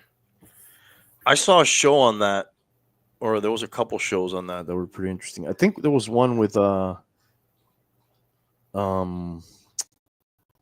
Michael Keaton. I can't remember the name of it. See, and I think that that is almost like you could almost rationalize that the pandemic and the vaccine and everything that came out of there was a result of a moment, a crisis. Dude, that Purdue OxyContin shit, that was fucking pure malicious, no doubt, no crisis. That was just fuck them. Let's make some money. It's beyond fuck them. Yeah. It is murder, dude. Yeah. Murder. Absolute murder. They And knowing it willfully, it should be first degree murder. They destroyed people's lives and families, and they killed people. Yeah. Knowingly, for profit, without a doubt. The vaccine and pharmaceuticals and all that, okay, maybe they exploited a crisis, but at least it was a crisis. This thing was like, it was before the pandemic and it's still going on now. Yeah, they created the crisis. And nobody has gone to jail for that. And all the money that they've put out hasn't really gone to anybody yet because it's in battles. This is why we're ranked 24th in happiness. Part of the reason. You would have thought that with all those pills, we'd be a little higher. Well, the problem is you had to fucking take more and more and more and more and more every time. And every time that they found out that the shit wasn't doing enough, they just double it and triple it. Oh, just give them more. Just give them more. Dude, and that documentary about the pill mills, which a lot of them started here. Mm-hmm. Dude, that's fucking incredible, dude. Yeah, we're like, you see maps and like the highest amount of pills were coming from these little towns that there's no way. The population. Yeah, there's no, like, even if everybody in the town was fucking addicted to these, there's no way you could be selling that many pills. They had like footage of these like strip shopping mall businesses that basically they had a quack doctor in them and they would just line people up in there. They were waiting in the parking lot and they were just handing out these prescriptions out. Yeah, and these people were like on a road trip from another state just to go fucking load up and take it back. And bring it back and then sell it. Dude, it's just drug dealing. It was open, just completely without any shame, drug dealing in a legal way. Yeah, and not to treat somebody, it was just to keep somebody high. There's no doubt that everybody involved did not know what was happening. They should all be in jail. And the poor people were just addicted to it. Sometimes by a legitimate injury, they started Absolutely. with it. Absolutely. And then by the time you're a dope head, it's called Dope Sick, the one show that I saw with Keaton. Now I remembered. But this guy was actually a doctor. And a lot of them were. he ended up getting addicted to it himself. What would happen would be is like these entrepreneur kind of guys would just try to find themselves kind of a real doctor that had a little shadiness to them, and all they needed is that guy to be in that clinic. Mm-hmm. And then they would go and do all the promotion, the marketing, the getting of the patients. Yeah. Hey, whoever gets the most pills this month gets a vacation to, wherever, and all this fucking crazy shit. Exploiting. All right. Happy times. I'm glad we ended on this note. Well, we had to talk about how we were number 24 in happiness. I guess this is how we got there. That's part of it. Dolphin fans have to be 32 in happiness in the NFL. I mean, every team's won a playoff game after us, right? We're the longest drought for a playoff win. Well, yeah, since Detroit won, right? We should be on fucking opiates, the whole fucking fan base, dude. Jesus. All right, bum. I think that's a wrap, dude. All right. That's 3.5 hours, buddy. All right. We'll never get it back. All right. Peace. All right. I'll see you.